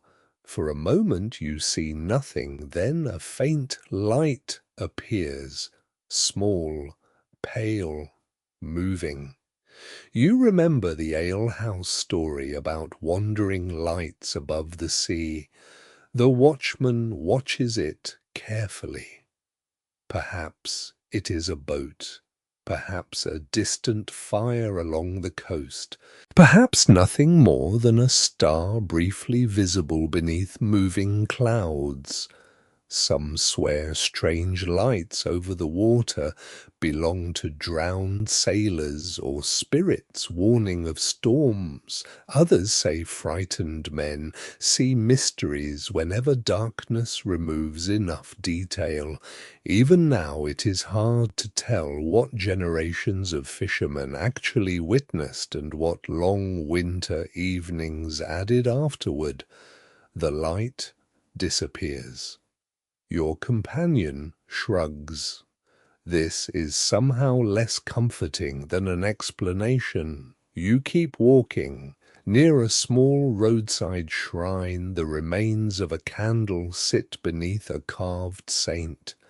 Someone has added a shell beside it. Perhaps a fisherman's wife left it after a safe return. Perhaps a traveller placed it there. No one can quite agree who began the custom, but shells, stones, bits of wax, and tiny offerings continue appearing. A watchman may pass the shrine every night and still touch 2 fingers to his forehead. Practical men are allowed practical precautions. Wind slides beneath your cloak. You tighten the fur-lined edge around your throat. Out beyond the bay, clouds separate, stars appear. Without town lights, the sky seems enormous. The fisherman knows certain stars as useful companions. Celestial navigation can help sailors, though small coastal crews rely heavily upon familiar landmarks, currents, winds, and inherited knowledge. Tonight the stars mainly tell you how very small the lantern is. The dog stops suddenly. Its ears rise. You stop too. Something moves beside an overturned boat. The watchman raises the lantern. A shape shifts. Your heart gives one unnecessarily ambitious beat. Then a gull steps into the light. It stares at you. You stare back. The bird appears disappointed. Medieval maritime terror has feathers. You continue. Farther along, the second watchman meets you near a stack of barrels. Everything is quiet. No missing ropes, no damaged boats, no suspicious strangers. The greatest event of the night appears to be a loose shutter banging somewhere near the alehouse. This is considered excellent news. A good watch is usually boring. You turn back toward the cottages. Smoke rises thinly from several chimneys. Behind one shutter, a baby cries briefly and settles. Another house contains quiet laughter. Somewhere a man coughs. These ordinary sounds make the darkness feel smaller.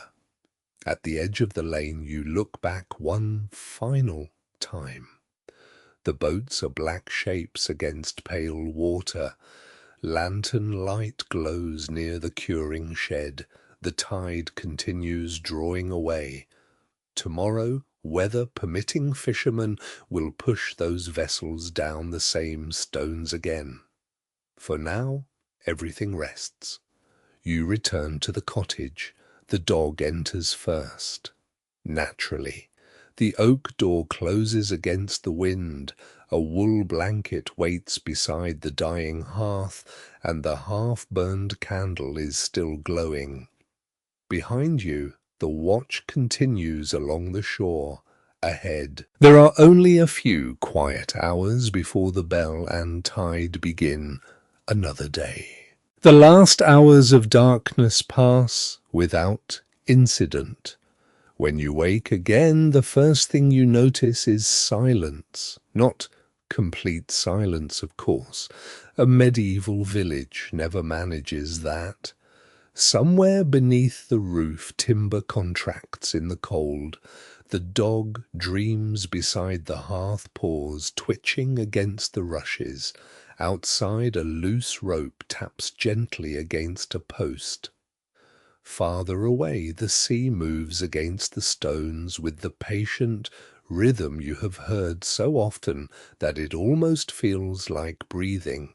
But there is no storm, no hurried knocking, no warning bell, only quiet. The half-burned candle has finally gone out. A thin thread of smoke curls from its black wick. You lie beneath the wool blanket for another moment, reluctant to leave the small pocket of warmth your body has created. The mattress beneath you is stuffed with straw and has spent the night carefully arranging itself into several shapes that appear personally hostile to your spine. Medieval luxury remains admirably consistent. Across the room the older fisherman stirs. He does not rise immediately. He listens. That is one of the habits you have noticed here. Before people decide what the day will become, they listen to the world outside, the wind, rain, gulls, waves. Sometimes those sounds say more than any clock. This morning the waves are gentle. The fisherman smiles faintly.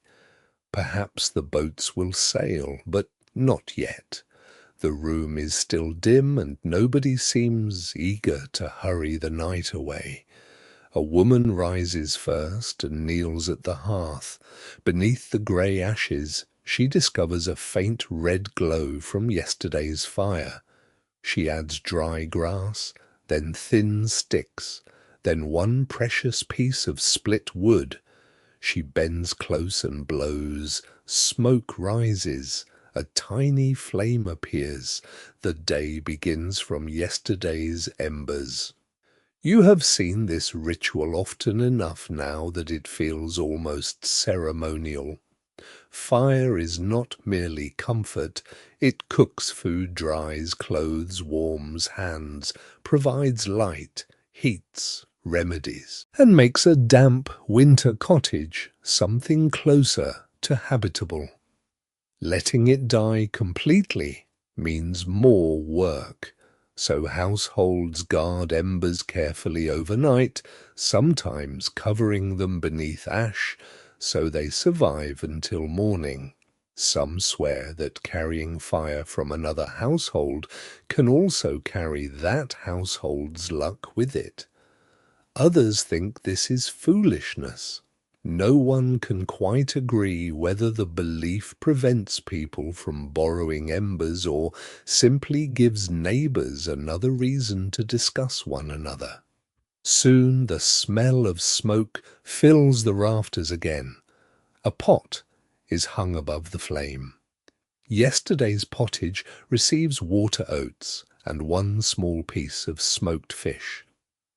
Breakfast begins becoming breakfast. You sit up, your boots wait beside the wall. They are dry. Mostly. In this village that qualifies as excellent craftsmanship by the weather. Outside dawn has begun. You open the oak door. Cold air enters. The dog immediately pushes past your legs and trots into the lane. Apparently confident the village has somehow survived the night because of its supervision. You follow. The sky over the sea is pale. No dramatic sunrise, only a soft widening of grey into silver. Smoke rises almost vertically from the cottages, which several fishermen take as a hopeful sign. The wind has weakened. On the strand the boats remain where you left them beneath the stars. Their hulls are dark with frost. Nets hang stiffly from poles. A coil of rope rests beside the locked equipment shed. The watchman from last night walks uphill with his lantern extinguished. His work is finished. Yours strangely feels almost finished too. You walk toward the water. For days the village has shown itself to you piece by piece. The cramped cottage with its rush-covered floor, the wet wool drying beside the hearth, the netting needle moving patiently through broken mesh, the iron hooks sharpened against stone. The missing baler that was never truly missing. the market toll collector with his careful eyes, the suspicious merchant, the monk inspecting salted fish as though judging an important theological question, the broken cart wheel, the storm herbs above a door, the tiny saint beneath the gunwale, the candle saved against bad weather, the winter storehouse, the thin pottage, the night lantern moving across the harbour. None of these things alone explains life here. Together they do. A medieval fishing village lives between land and water, never belonging entirely to either. On land are hearths, churches, manor courts, markets, debts, marriages, children, old parents, smokehouses, grain sacks, and winter stores. At sea are fish danger, weather opportunity, and uncertainty. Every morning joins the two. A fisherman pushes his boat away from the safety of one world to gather food from another. Then, if fortune allows, he returns before darkness. You reach the waterline. A small wave runs over the stones. It withdraws with that familiar whisper. Beside you, the old fisherman has appeared without you noticing. He looks toward the horizon, then down at the beach. He picks up a piece of driftwood and turns it once in his hand. Perhaps he is thinking about weather, perhaps boats, perhaps nothing at all. Those who tell the tale never fully agree whether fishermen become philosophical from staring at the sea or simply become very good at avoiding unnecessary conversation. He tosses the wood aside. Behind you, the chapel bell begins. The first note crosses the roofs, another follows. Doors open. People step into lanes. The fishing village starts again. Someone carries baskets. Someone uncovers a boat. Someone brings bread wrapped in cloth. A woman calls for a missing mitten. A fisherman discovers that one rope has frozen into an unpleasant knot. The dog approaches the beach, considers the water, and chooses not to become a sailor. Wisdom remains unevenly distributed, but occasionally recognizable. You stand aside as the first crew gathers. There will be nets to load, boats to push, fish to find, perhaps good weather, perhaps bad. The same uncertainties return with every dawn, and that more than anything is what life here has really been. Not endless misery, not picturesque simplicity, not constant adventure. It is repetition shaped by uncertainty, work followed by waiting, plenty followed by caution, storm followed by repair, night followed by another morning. People learn the tides because they must. They preserve fish because winter will come. They mend nets because replacements cost too much. They share food because next month they may need someone else to share with them. They pray because the sea is large. They joke because cold work becomes easier when somebody laughs. And they return home because the hearth, however smoky and cramped, is home. The sun finally reaches the edge of the clouds. A faint amber line appears over the water. For one short moment every wet roof and frosted rope seems warmer.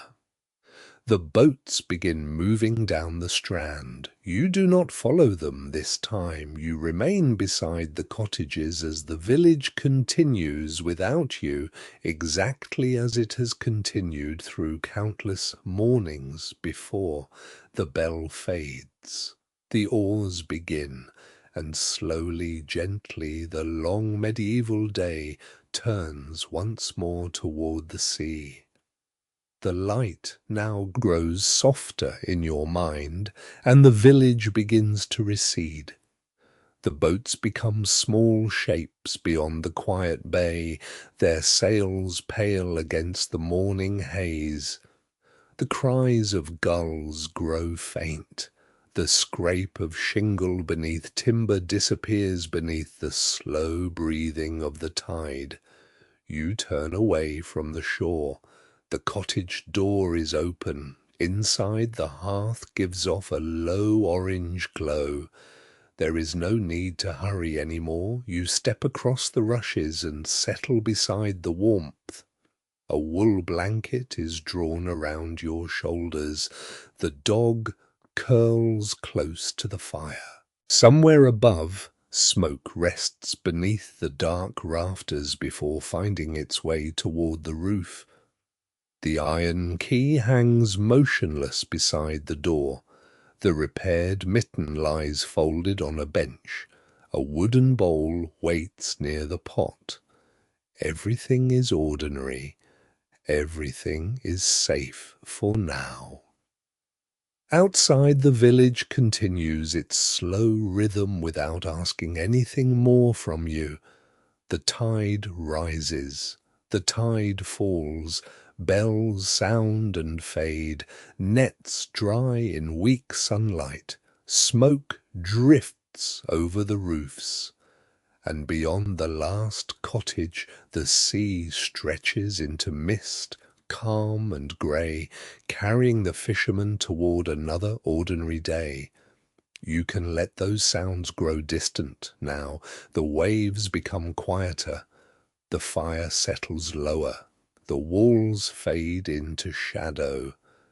There is only warmth beneath the blanket, the soft crack of one final ember, and the steady darkness gathering gently around the room.